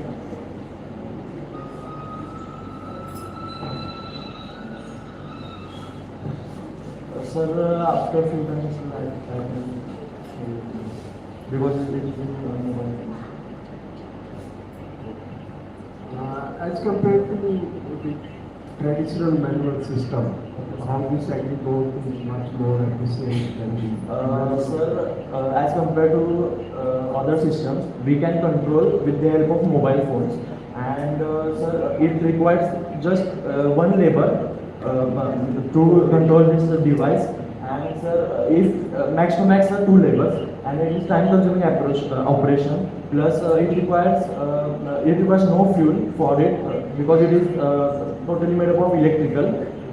Yes, sir. And one more thing is that, sir, within 2 hour charging, you can easily sow these fertilizers and seeds for 4 to 5 hectares, sir. 4 to 5 hectares? Yes, sir. Within 2 But hours? sir, but it is dependable upon battery size.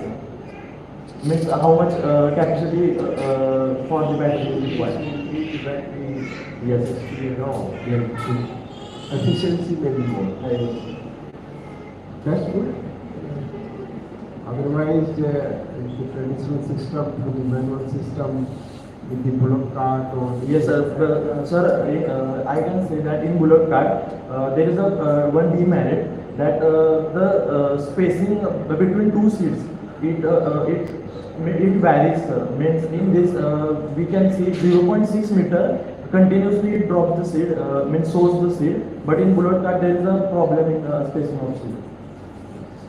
And sir, from tractors, we require means more labors to for that operation.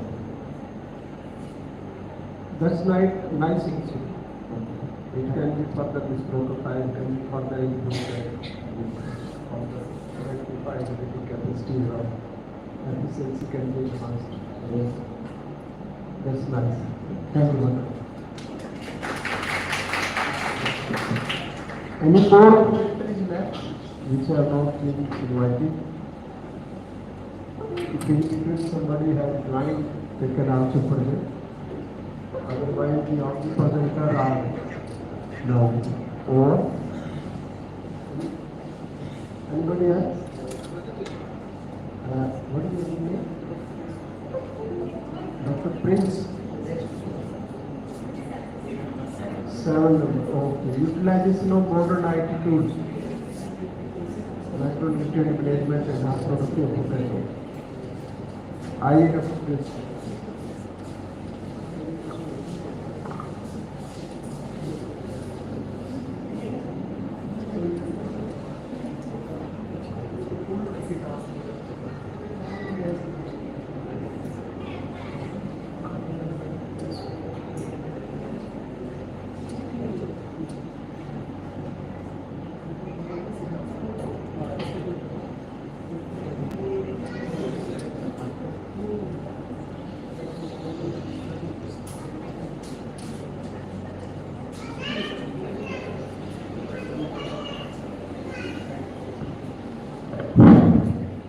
Respected Chairman Sir, Co-Chairman Sir, my dear friends, today I am going to present my presentation on utilization of modern IT digital tools for appropriate macronutrient management and enhancement of potato productivity in Punjab.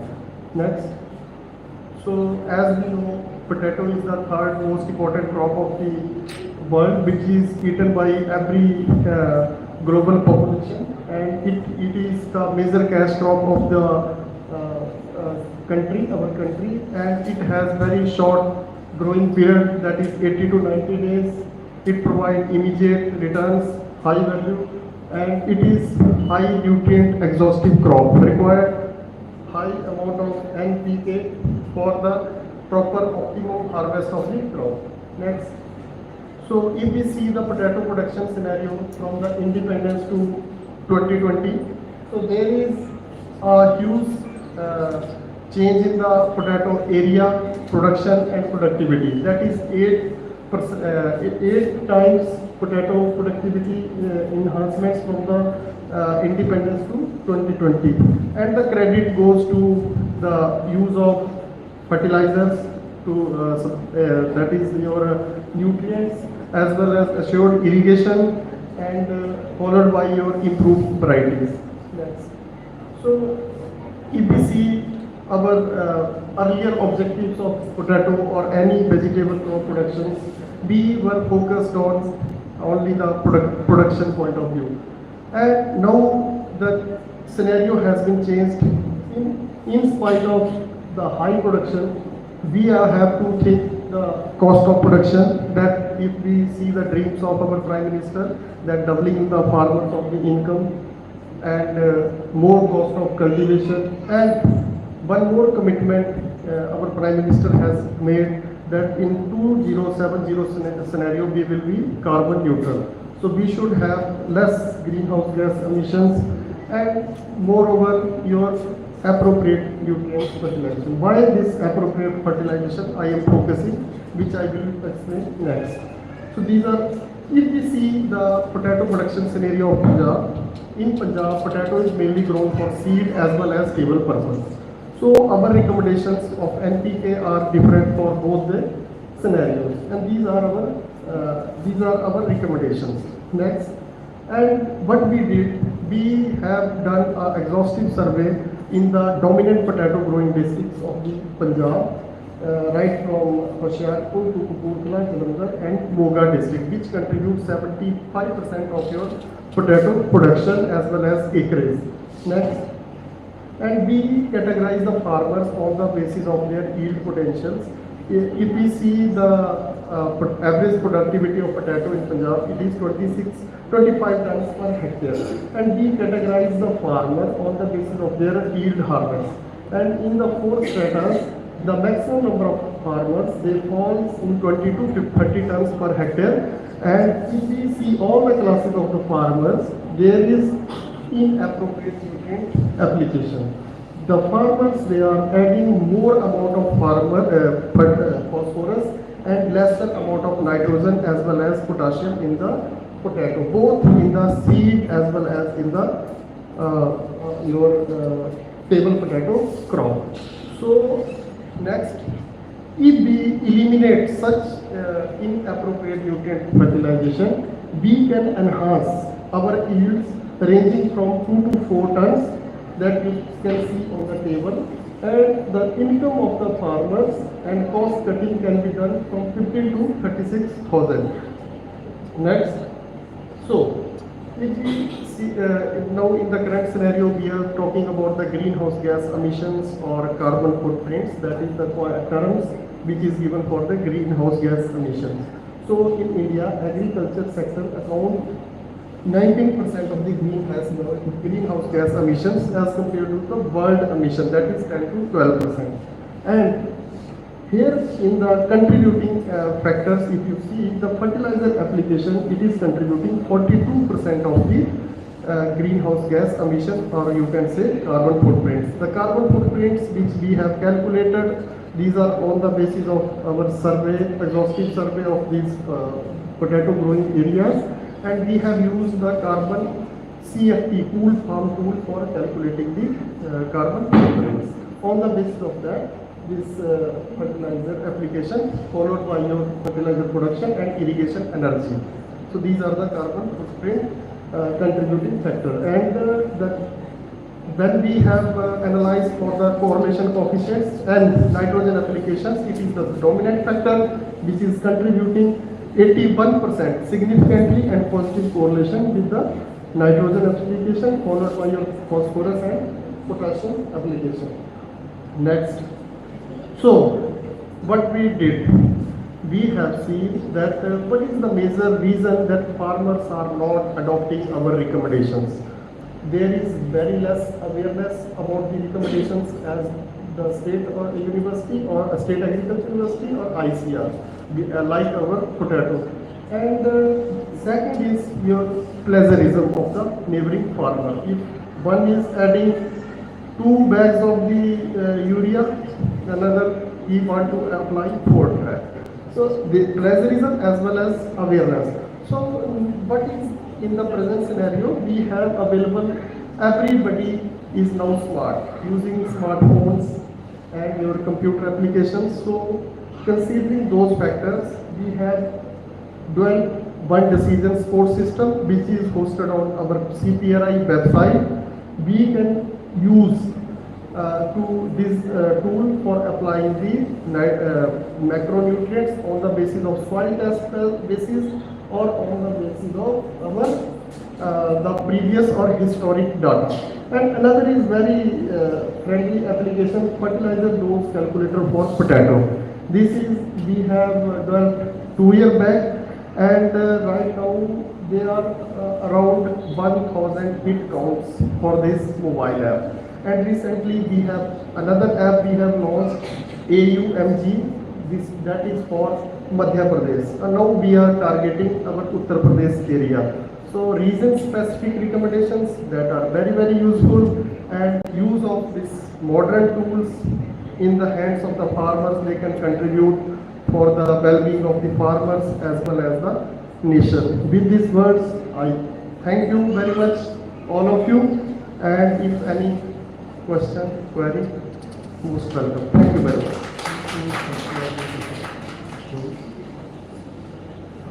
Do you have any kind of support system or intelligent smart system that is early light, late light? Yes, sir. So actually we have that Indo-Blight cast. That is the model which developed by CPRI, and it is in the public domain, and it predicts the late blight occurrence 10 to 15 days earlier, and it is validated pan-India. We only the any sentence, what he has to do, he has to enter maximum temperature, minimum temperature, and humidity.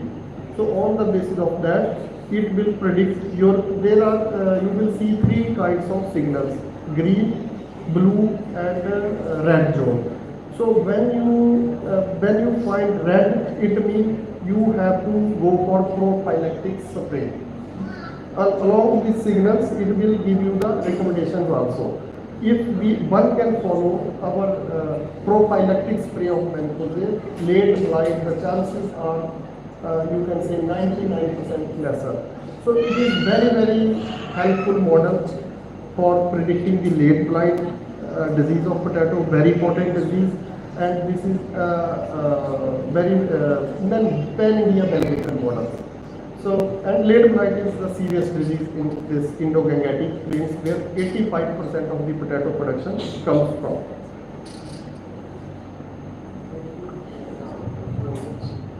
Thank you, sir. Any other from students?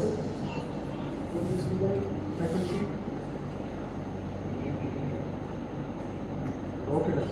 Thank you very much.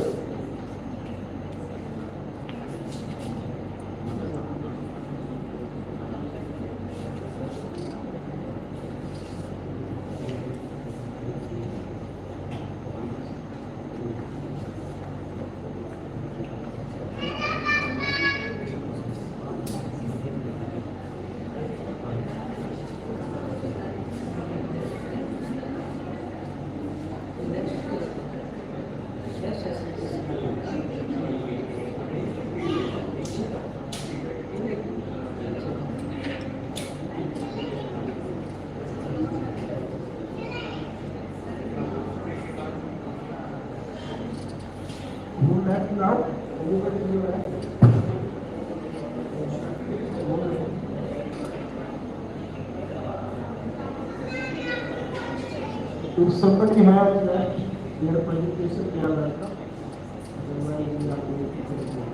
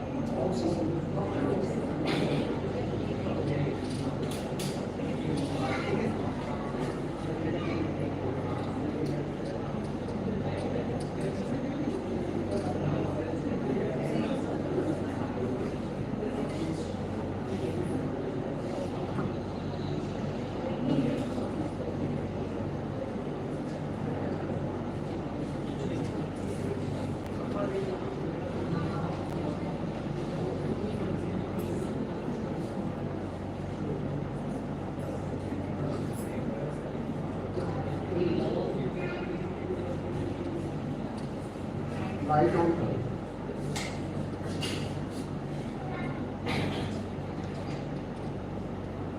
Dear delegates and students, there were total 13 presentations, and out of those 13 only 10 had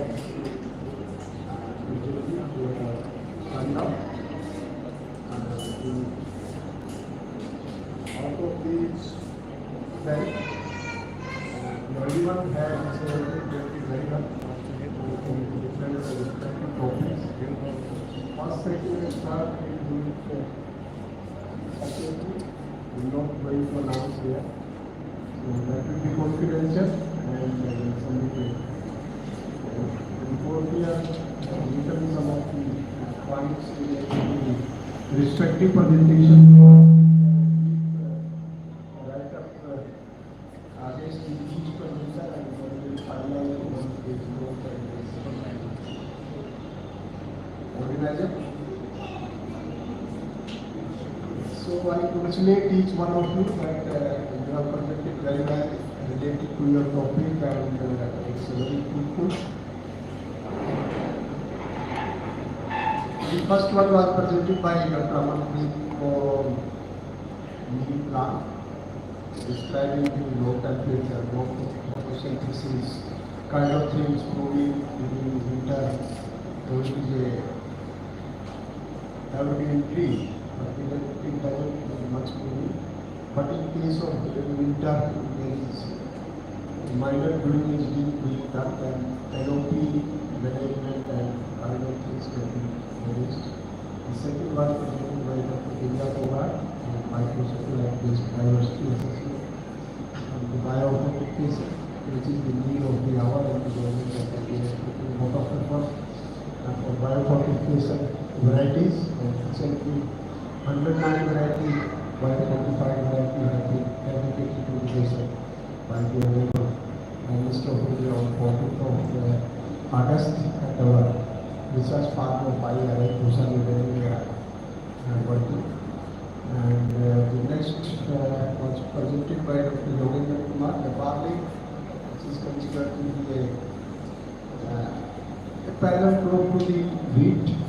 Not giving importance, but it's quite important crop, particularly for the where the irrigation system is a problem, and particularly in the southern Haryana, people are used to grow barley, and even other part of the country also, certain part of the Punjab also, and barley is extensively used for making beverages, particularly the beer and other kind of beverages. And Lovely has VNAM is a new marketing strategy and the final marketing online launched by the government of India in 2016. Very comprehensive information widely, but it's concise, very brief. I hope that some of the students might have understand what is VNAM, what is the this agriculture marketing old system, existing marketing system, which is going to be replaced by the and the Pankaj rice wheat system. It's very important to manage different kind of methodology of the vegetable management of the presented in that way. And challenges in the modern challenges. Dr. Praveen, we have not very emphasized what are the different challenges. In general, anyway, the Prince but he has presented there different modern attitudes, particularly the potato is concerned to the rice crop and very important crop, particularly Punjab, UP, particularly Western UP, certain part of the country. It's cash crop, considered very good agriculture. But challenges are there. We are developing various variety, cultivation variety and 545 variety, and we are putting a lot of efforts for resistant variety related to this early life and late life. Biological control is the model in place who is presented aggressive species and particularly this particular brand is big border related from cotton and fire area and many other companies are extensively working into this big border, particularly through the disruptive technology that making should not happen, population should be controlled in addition to this cotton, PT cotton. Then two more presentation, one was made by Mr. Hute on effect of artificial light on cucumber, and the last Sunday, the prototype, which is a very good initiative for the small and marginal farmer. This every more can be further upgraded and the efficiency can be enhanced, particularly in Maharashtra, difficult area, Jalgaon and the other belt, which has a lot of problems of irrigation. Resources are very, very limited. So, congratulations to all of you for making this wonderful fourth session, particularly this forum session. So I congratulate each one of you for coming all the way from the different places and the students those who have been presenting here at the Class University, and in addition to their own duty, they are also taking time out to prepare their presentation and make this particular session happen. So, Professor Vishnu is on my right, chair of the session. She wants to say something. She can also say otherwise from my side. Congratulations, my lord. Again from my side. Hello, good afternoon. Congratulations from my side also from all the participants, and after the tea break we will be assembled here.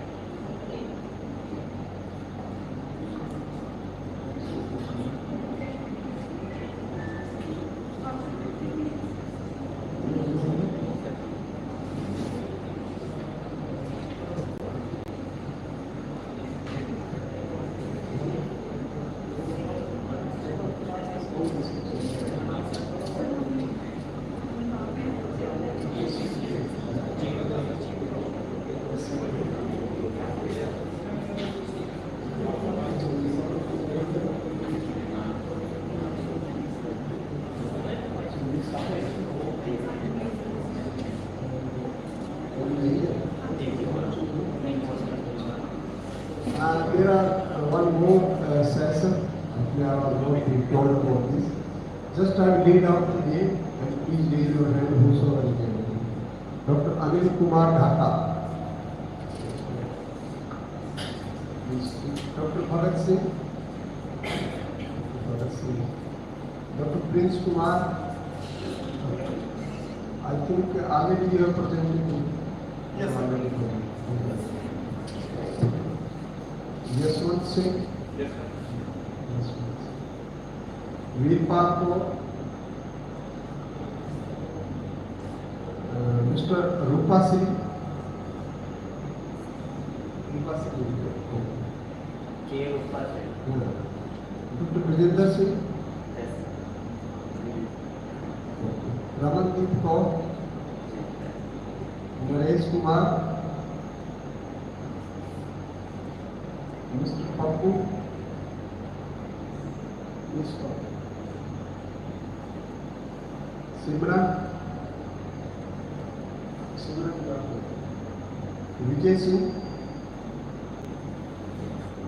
Hardeep Singh. Sonia Badal. Ritu.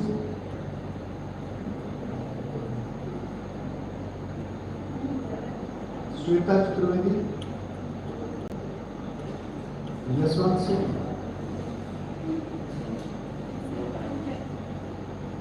You are two different presents. If you want to have a break for 5 minutes, you can have. If you don't want, then you will continue. Because already we are running short of time. It is 12:30.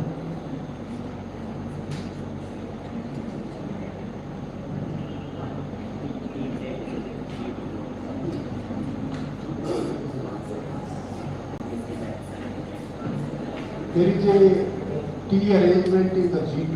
Perhaps you are well aware. Please go quickly and come back at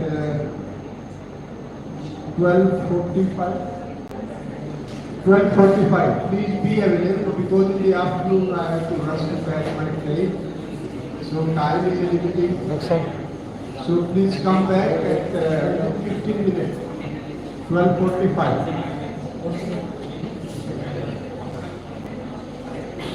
We'll be waiting and we'll start at sharp at 12:45.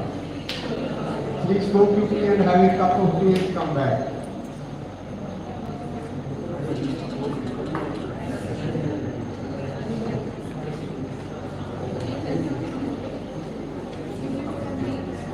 Yes, production.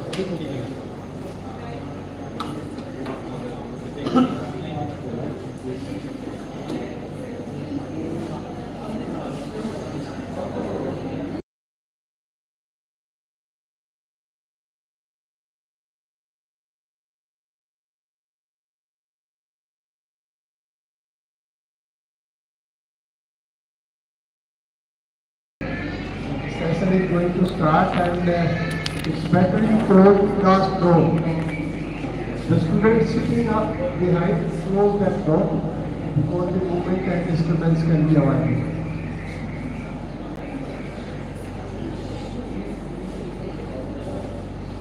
We are back to the second session and there are some 8 to 10 projectors are here. We are going to start.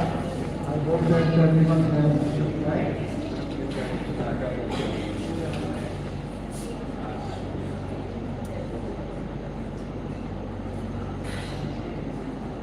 Yes, you can start and again I repeat that time limit is elected 10 minutes. Be brief and be focused on the outcome of the liquidation and please start. My topic of the that is role of the mechanization on productivity, income and employment. I selected the data, we select small, medium, large farmer, the own mechanism and customer high farmers.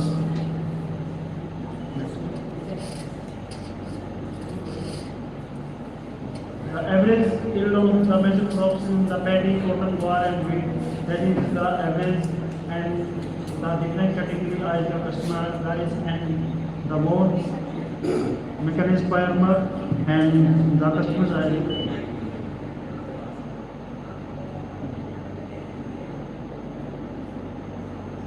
Cropping pattern of farmers selected in the Kharif 2011 and 2012. There are the small medium farmers and so is the overall the average of their paddy cotton was the home customers and the cost of paddy and the B0 are the different in the one mechanism and customer high. There is a very difference that the 1.08 to 1.02 the home customer high and second farmer in the paddy. In the cotton, we have the source, the maximum fluctuations. This is the very high rate of the crop on that season. There is the more many differences here. On that season, the guar we found that is the 1.72 and the 1.3 the customer high farmer and the one customer high. That is the good yield of that season. We have shown that the maximum the profit of the farmer come here. In the that is the Kharif season, we see the Rabi come and the wheat season we see that the B0 so that is. And that is the domestic crops. And the home mechanism fiber is the low, the mechanism used and the customer high, the high implement used. So that is this is the difference coming. the net income of the rabi seasons of the small, medium, large farmer, that is the average, is that difference is 8.80 to 6 months. In the kharif season is that the increase of the percentage of one mechanism farmer on the customer highs to mechanism farmer. The human labor are the used on the one customized and the customer highs is the very two differences only. The differences is that the mechanized farmer and the customer highs farmer, they are the labor used in the farming used. The distribution of the labor of the higher customer permanent cash works, the farmer is shown that there is the main difference ratio is shown that at last the conclusion is that is the one customer higher farmer is the more benefits, more productivity and more employment than is the customer high farmers. Okay, any question from the audience? Otherwise, thank you, Naresh.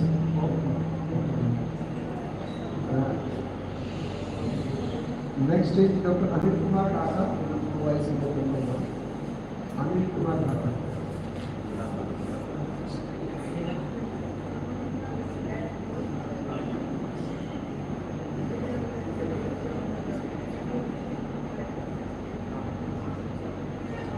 So, respected chairman, co-chairman, and all participants and my dear students, good afternoon to all. Myself, Dr. Dhaka, and I am here to present my talk on biomass partitioning economics and yield performance of groundnut as influenced by these phosphorus level and genotypes. Next. Actually, as you know, groundnut is a very important oilseed legume crop, and it is highly responsive to the phosphorus.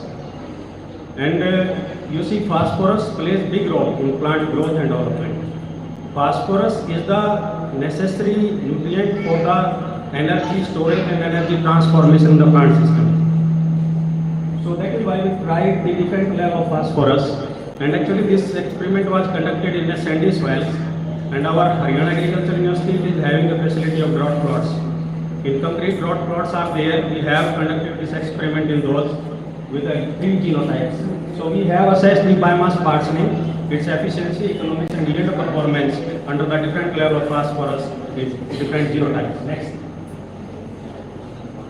You see at different stages, 60 days, 90 days and at harvest, 3 stages, we have partitioned the plant. We have separated the different plant parts just to know about what is the pattern of biomass allocation, biomass movement in the plant system.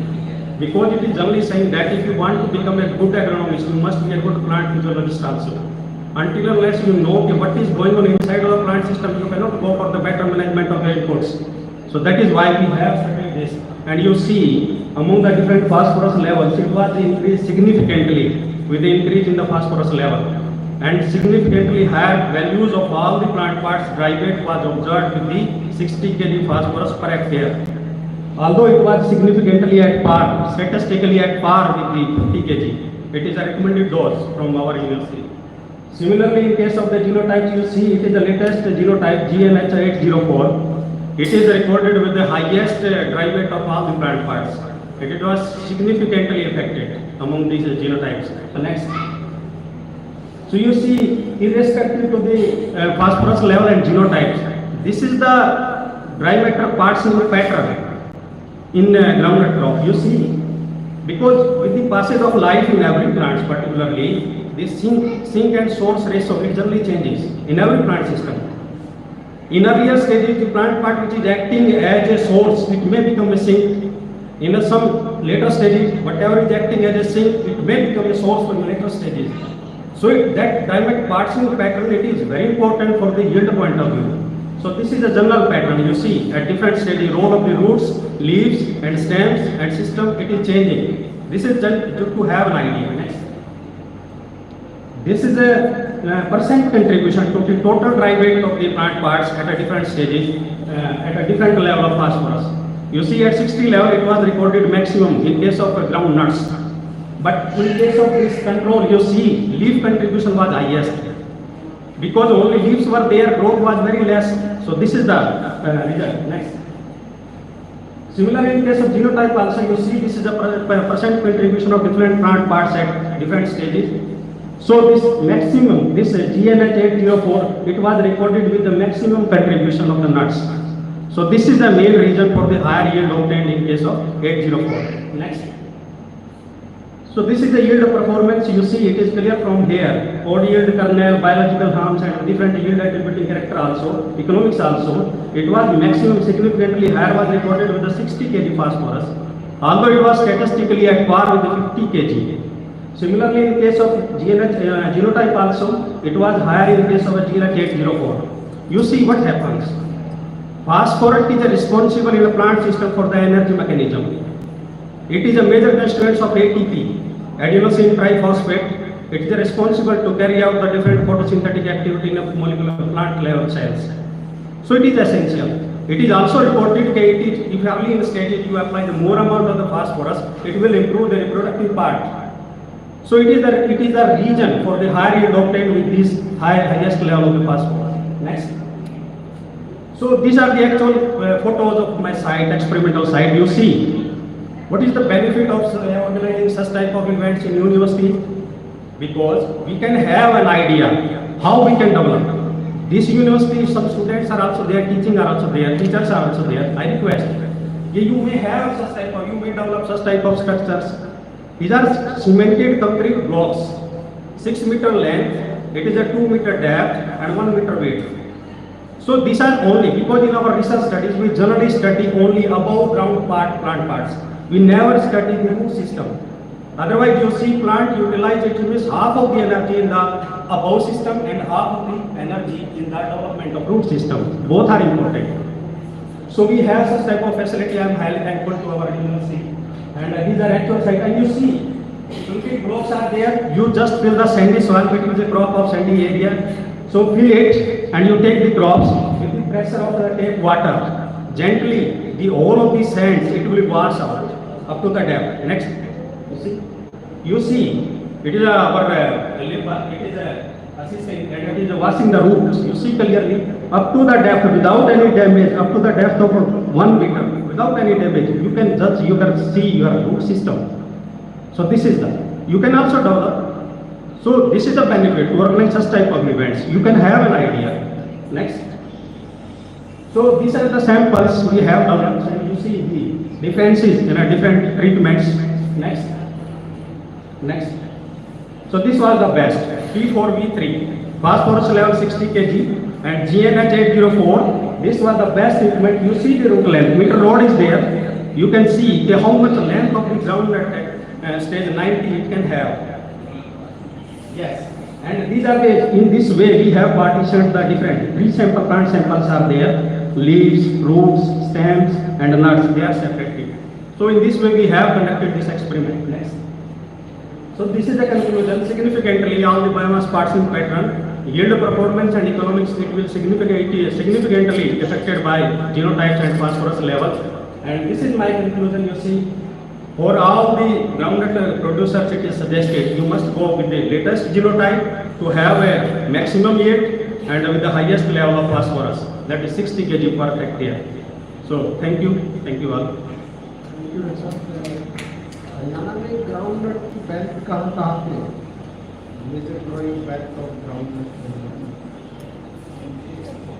Groundnut belt in a southern part of southern district, lower part adjoining to the Rajasthan, Hisar area is there. Some belt in Satnari, Loharu, these are some areas of Haryana you see, might have visited. And the lower part of Mazargad also. It is a crop of sandy areas. Thank you for your nice presentation. Thank you. Thank you. Dr. Bhagat sir. Dr. Bhagat sir. Evaluation of wheat genotype and differentiation and higher fertility growth. Unit growth rate.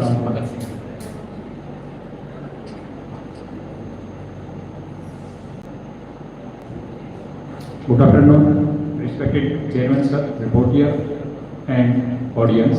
I am Bhagat Singh, here to present my research on evaluation of wheat genotype at different sowing dates and higher fertilizer dose with growth retardants. Actually, we know that wheat is a very important crop. But now, as the area under urbanization and industrialization increases, we cannot have any area to increase under wheat. So there is need to increase the productivity of wheat. So there are new varieties. We are very responsive to the high fertilizer dose. But when we apply high fertilizer dose, 150% dose, they losing may occur. How we can reduce losing? We can use the growth retardant, leucine we can use.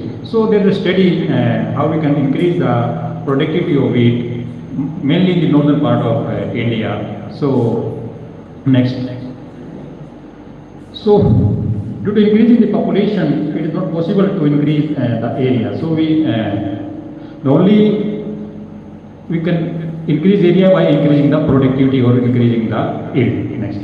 So the experiment was conducted at CCHU with following objective. One objective is to find out the optimum sowing date of 5 new variety.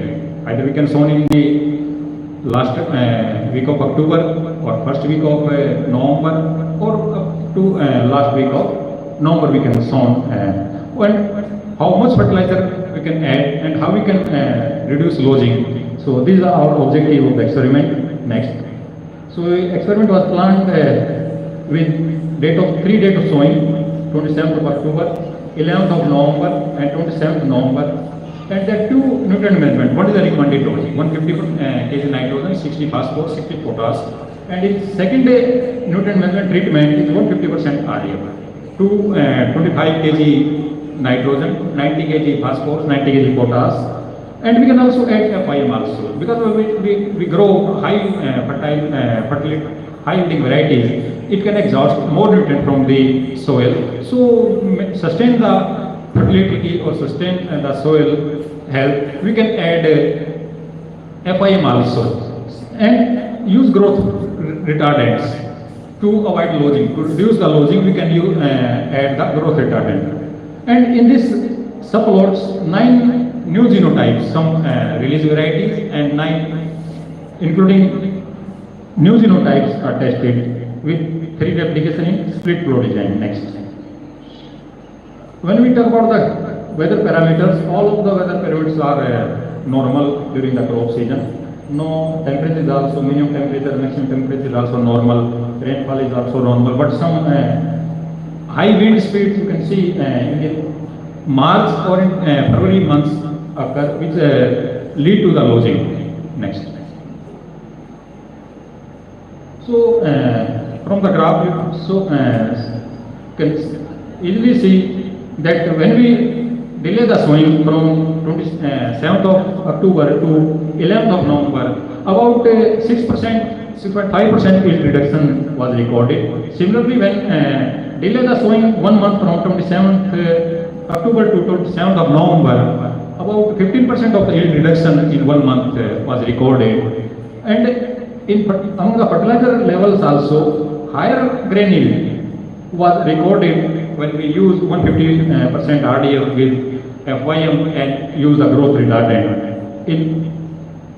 And among the varieties, maximum yield was recorded in P13983, followed by WS1270. You can see from the graph. Next.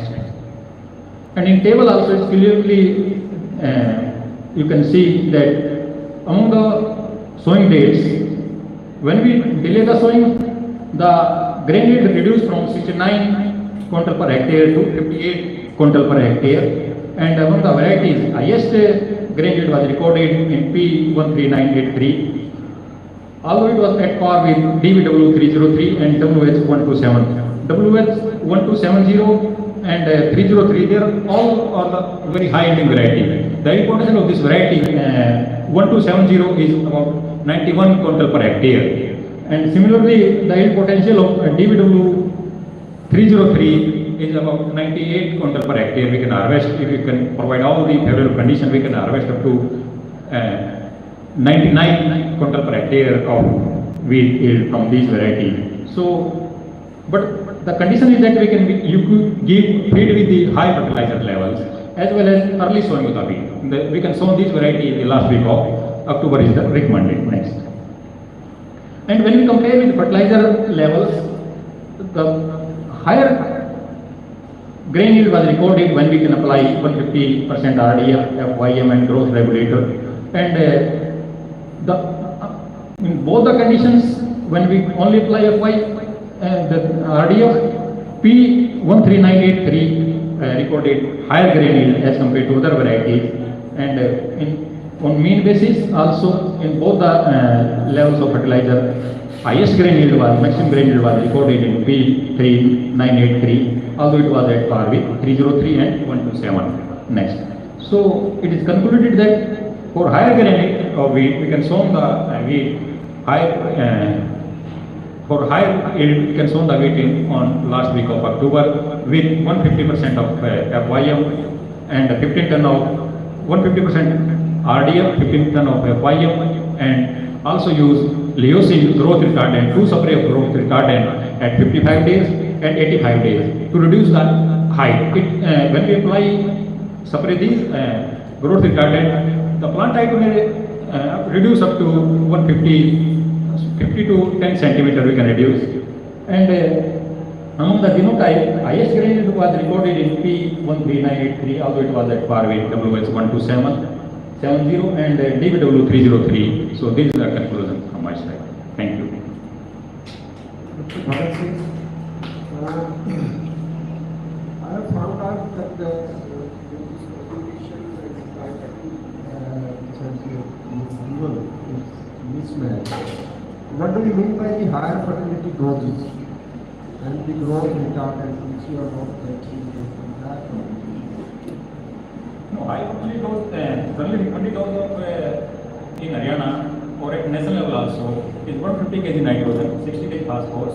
But because these are varieties very high, suddenly the average of the times on variety is 60 or 65 quintal per hectare. But these varieties like 1270, 303, the importance of this variety is growth retardant. To reduce the height, because when you apply 50% nitrogen, yes, we can use the growth retardant, vector. What kind of growth retardant? Leucine we can use, leucine and folic acid, yes. Vector. In this we can use, because when we use 50% RDF, so we require growth regulator to be applied to reduce the height. But growth regulator you have if you not apply, material method, next vector. Here you are writing growth regulator, here you have mentioned growth retardant. There is a lot of difference. Actually, sir, this is a growth regulator. The growth regulator both we can cover. Growth retardant also, growth promoter also. What is the topic you have given the retardant? Generally the retardant because we can reduce the height. Here you are writing the growth promoter, growth regulator. The growth regulator is a broad term in which we can use both growth retardant and also growth promoter also. So in case of growth retardants, I mean they retard the growth, retard the quality. To reduce the lodging. The main objective of applying growth retardant, because when we increase 50% of nitrogen, definitely lodging occurs. So how we can manage the lodging? This is again very serious issue in hydrating variety. So to reduce lodging, we can use the growth regulator, leucine, and we can also use folic acid to manage the disease also. In case if you study some paper, then rectify it.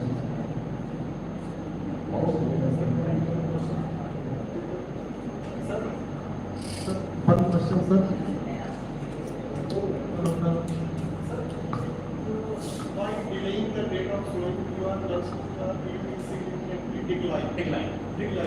So what will be the possible reason and what is the recommended date of sowing reason and what is the cropping system? Cropping system in Bihar mainly bajra wheat, or bajra mustard we can grow. So, but in wheat, because the normal sowing is up to 15th of November we can say. But fortnight of November is coming. But because there are long duration variety, when we increase the duration, they accumulate more photosynthesis in the leaf or in the source, so that we can increase the length of duration of the crop. But if it delay, definitely the No, main is the duration.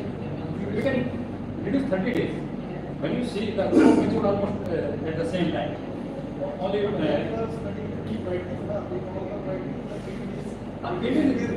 delaying. No, it is climate also, but main reason is that we can give 30 days more to the 29th or 27th of October. So all the having variety we can show in the week of last week of October. If we delay from last week of October, certainly we cannot give a 90 days, 90 model of day. यहाँ पे आपका higher fertiliser आना चाहिए ठीक है higher fertilizer doses not higher fertilizer not only fertilizer, we can also apply FIM also. Title गलत है next is doctor Yashwant Singh इसको चेक कर लो केसी पूरा राइटिंग के पेपर और second paper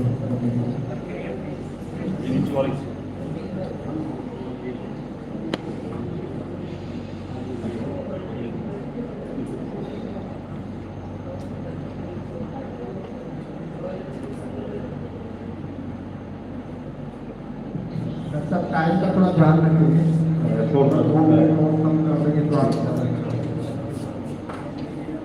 Honorable Chairman, Co-Chairman, Rapporteur, delegates, students, a very good afternoon. I am going to present paper regarding abiotic and biotic stress on dairy animals, challenges and mitigation strategies.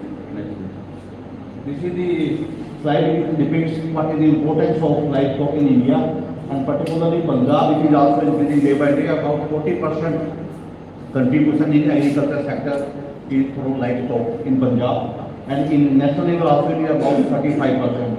So there is a livestock sector is emerging in for the growth of the agriculture sector. And dairy sector, though we have largest population of 221 million tons we are producing milk as per them, and have a population of 192 million cattle and 109 million buffaloes. And we have at present per capita availability of 444 ml per person per day. It is above the recommended level, but there is a uneven distribution. And if you consider Punjab, then it is more than 1 liter of milk per person per day is available. Next please. These are the system of management. It is followed extensive and extensive intensive system. And in our country, due to small and marginal farmers, it is about 82%. So majority they are reared these animals under extensive and semi-extensive system. Under this system, animals are under severe stress. Next please. These are the common climate changes we encounter nowadays, particularly in northwestern India and particularly Punjab, Haryana, and Rajasthan also.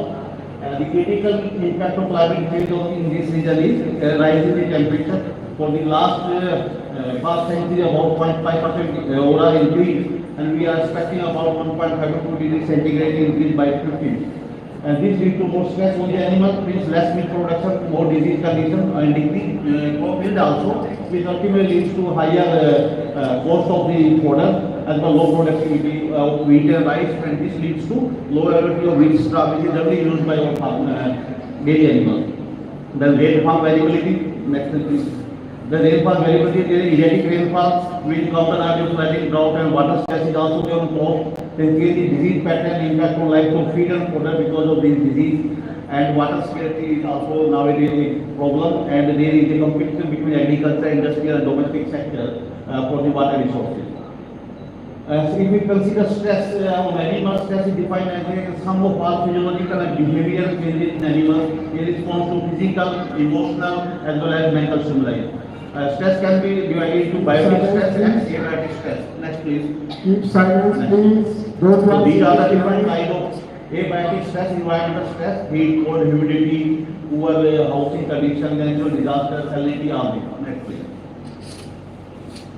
If we consider our first topic, then heat stress is major stress which is encountered by the animals, particularly because more than 8 months are hot months. And when the effective human temperature exceeds the thermodynamic zone of the animal, then animal encounters severe stress. And this leads to various types of changes in the particular decrease in production and fertility of animals, and this leads to overall poor performance of dairy animals. Next please. If we consider the thermodynamical zone is the zone where animals should be maintained, it is between the upper critical lower critical temperature. So our emphasis is the animal should be maintained in that environment so that animal is able to divert its energy for production purpose instead of maintaining itself. Next page. These are the normal measures of regulation. We already studied in the plus 2 physics that convection, conduction, radiation, evaporation, cooling. These are the mechanisms, and these are depend upon the gradient of energy gradient from higher to lower side. Next. But when the environment temperature, surrounding temperature is more than the body temperature of animal, that is 37 degrees centigrade, then these all conduction, convection, radiation they stop because animal can't dissipate energy from its body because higher surrounding temperature is much higher. So only evaporative cooling can take place. Then what are the factors which influence the heat regulation? These are the factors which influence the heat regulation of the animal. This is the comfort zone. If you consider Holstein cow, Jersey, the exotic animals about 5 to 21 degrees centigrade because majority of animals are from temperate climate. They are European breeds. And our indigenous cattle, they somehow maintain their normal production when temperature up to reach up to 30 or 35 degrees also. Next. If we consider stress, then we calculate thermal humidity index because in this we consider both humidity as well as environment temperature. So this is give a clear picture of the stress level, temperature, humidity index. It can be calculated with the help of this simple formula. And generally we encounter that animal having this range 70 to 75, they are somewhat comfortable. But if it is go beyond 79, 80 or up to 80, 89 to 90, then animal become more severe stress, and this type of condition leads to poor performance of the animal. And if it go beyond 98, then animal may die also. It is dangerous. These are the factors affecting animal susceptibility, species or breed, as our animals are well adapted to this environment. But nowadays, particularly farmers are more inclined toward exotic animals. And as we go towards exotic blood, then maintenance of these animals is too costly. Then composition of the, because our animal have loose body, the julep, the jhalar, epicarditis act as a radiator. It increases the surface area, more sweat gland, animal can dissipate more energy from its body. The composition of feed and their quality also influence body condition, score, peritoneal stage of lactation, behavior, production, all these factors affect the animal susceptibility to heat stress. These are the symptoms if animal encounters severe stress, particularly during this season when the humidity is also high. Then animal try to seek shade, refusal to lie down because surrounding is too hot. Then panting, starting, excessive rectal temperature, sweating, drooling of saliva from the mouth, increased water intake. All such conditions are fertility of animal also get increased. Animal can't not able to come into heat, and then all the hormones which are responsible for the stress, they get suppressed due to heat, or animal is not able to reproduce. And when the animal not able to reproduce, then chance of production is negligible. Next. Then this is the range of counted by the difference in appetite. There 30, there marked decline of protein, virtually animals stop taking food. Next. These are the impact of heat stress as we discussed. Decrease in milk production, memory blood will also get decreased, decrease in memogenesis, synthesis of milk also get decreased, and milk component level fat and SNF is also influenced by the heat. They just show decrease in these components also. So farmer will get poor prices for their milk because milk price depends upon fat and this powder SNF only, not fat. Next please. For synthesis of milk, glucose is required because glucose plus galactose is from the milk glucose, that is lactose. And when this glucose is utilized for hepatic glucose for maintaining its body temperature, then synthesis of the lactose is minimized and overall productive animal get decreased. These are the hormonal stress. It decreases feed intake, the negative energy balance, it influences the hormone, the pituitary, then it affects the ovarian hormone also. Stress is get delayed or poor stress, or particularly buffalo, they don't come into heat, particularly during daytime, they become silent stress, and there are two main problems for the farmer. Animal ठहरता नहीं या फिर जाता है. So these all is because of the stress of these animals, particularly thermal stress. Next please. The same reproductive status, as I already told you, it affects the semen quality also, breeding efficiency and decrease consumption rate, and sometimes early embryonic death may also be encountered. Next please. Impact of heat on livestock health because this type of environment, erratic rainfall, etc., they improve vector population get increased, there is expansion, territorial pattern also support expansion of this vector to other areas, and we encounter new disease, new parasites also. Particularly last year, this lumpy skin disease we encountered. It has a huge loss to the farmers, particularly dairy economy. Next, please. These are the impacts of immune status. Animals become more susceptible to disease because of the depression in the immunity, and the mastitis condition, level disposable कहते या तो थनीला रोग, ये conditions depend get increased, and this affect the quality as well as quantity of milk production. So how we can ameliorate the heat stress? We can modify the physical modification, we can change the stats, we can genetic selection. Animals we should not go towards the pure animal, because most of the farmer nowadays try to make 10,000 liter daily animals. This also leads to more stress on the animal, because as the animal is more toward genetic makeup, more toward exotic blood inheritance, then they are more susceptible. Then nutritional management. Next, please. Water management is most required, because we have to provide for our water. It should be fresh, clean, and sufficient water should be made available, because animals take panting or respiration rate is increased, or animal try to dissipate heat from its body with the help of this water. So provide fresh water always at a body temperature. The measure to reduce it by physical modification, we provide shade, air change should be the air circulation, and drinking water. These all affect the stress level of the animal. So we should encounter that well should be there, height should be at least 12 feet, and each vessel should be there, normal ventilation should be there, and sufficient air circulation should be there. On that basis, the animal is able to dissipate heat. Otherwise, it is very difficult for the animal. Next. These are the how we can manage it. We can use sprinkler, we can use mist also, provide shade to the animal, provide green fodder instead of providing. Or if you have to take the animal for grazing, it should be go preferably in the early morning or late evening hours. Next. These are the same. You can provide shade also, and the thatch should be the most choice for the roof material. Roof material should not be RCC or GIC, because it leads to that radiation on the animal. Because they are more good conductor, so it should be poor conductor. So it is only encountered that if you apply thatch on the animal's head, it is much better. These are air circulation they use. Next. Then wallowing can be performed earlier at village level. Farmer used to take the buffalo for wallowing purpose, but nowadays what is the condition of the chapars and road and the pools? So generally, instead of that, we can use the sprinklers or for the cooling of the animals, for that cooling of the body. Next. Then water provision we already discussed. Animals should provide sufficient water. It should be clean, fresh, and the soft water should be there, not hard water. Next. And for maintaining stress, we can modify some diet also. Fiber can be reduced. We can improve the energy content with the addition of fat also. Then each culture for it help in the digestion. Then various minerals and vitamin E, selenium, niacin, they have also better role for human digestion and availability of nutrients to the animal. So we can modify the nutritional status of the animal. We can use soft storage practices, silage can be introduced, and the various type of minerals, they have very good impact on the digestibility of nutrients.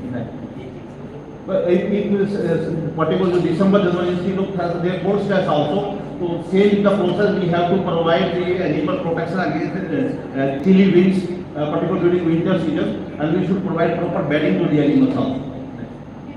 Because the hypothermia they lead to various kind of problem, and animals become frostbite, and they drop in the milk is also, and sometimes shivering and pneumonia condition they also encounter. So under biotic stress, various fungi, bacteria, virus, they may generally increase. These leads to the various type of problems in the animal, and some zoonotic disease may encounter, which may affect humans also. So we discussed the emerging biotic stress means the blue tongue virus, emergence of vector, lumpy skin disease, global warming, swine fever, blue tongue disease. Such type of leads to various biotic stress on animals also.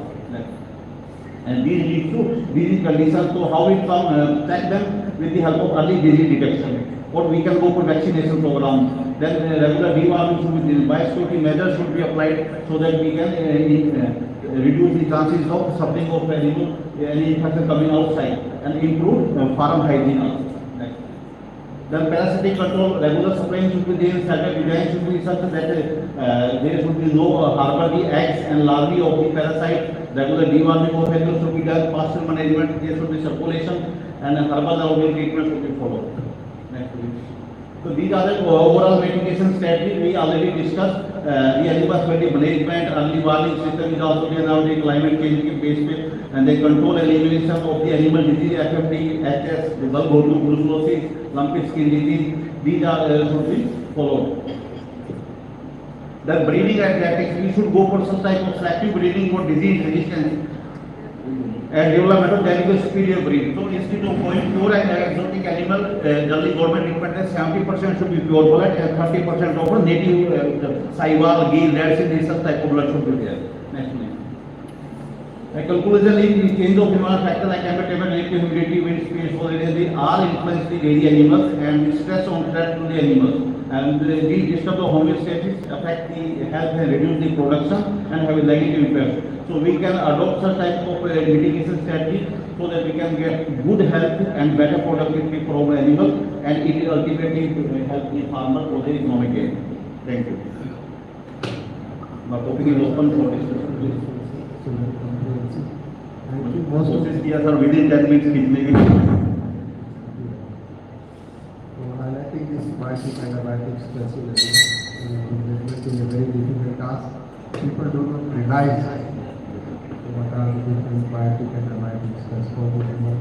It is same similar as in case of human. Thank you. Thank you.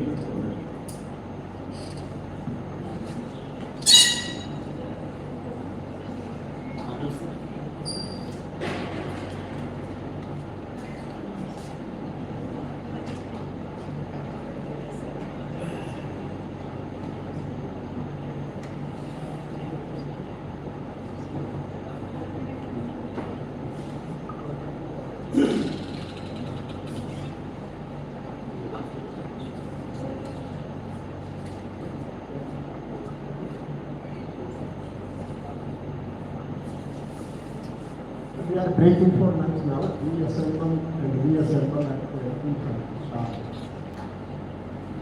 There is a telephone call from the other side. Let's make it break. Most of us say no breaking. ये वापस आ जाएंगे 2:30. Please come back at 2:30. And there are 8 presentations left here. Let's start again at 2:30.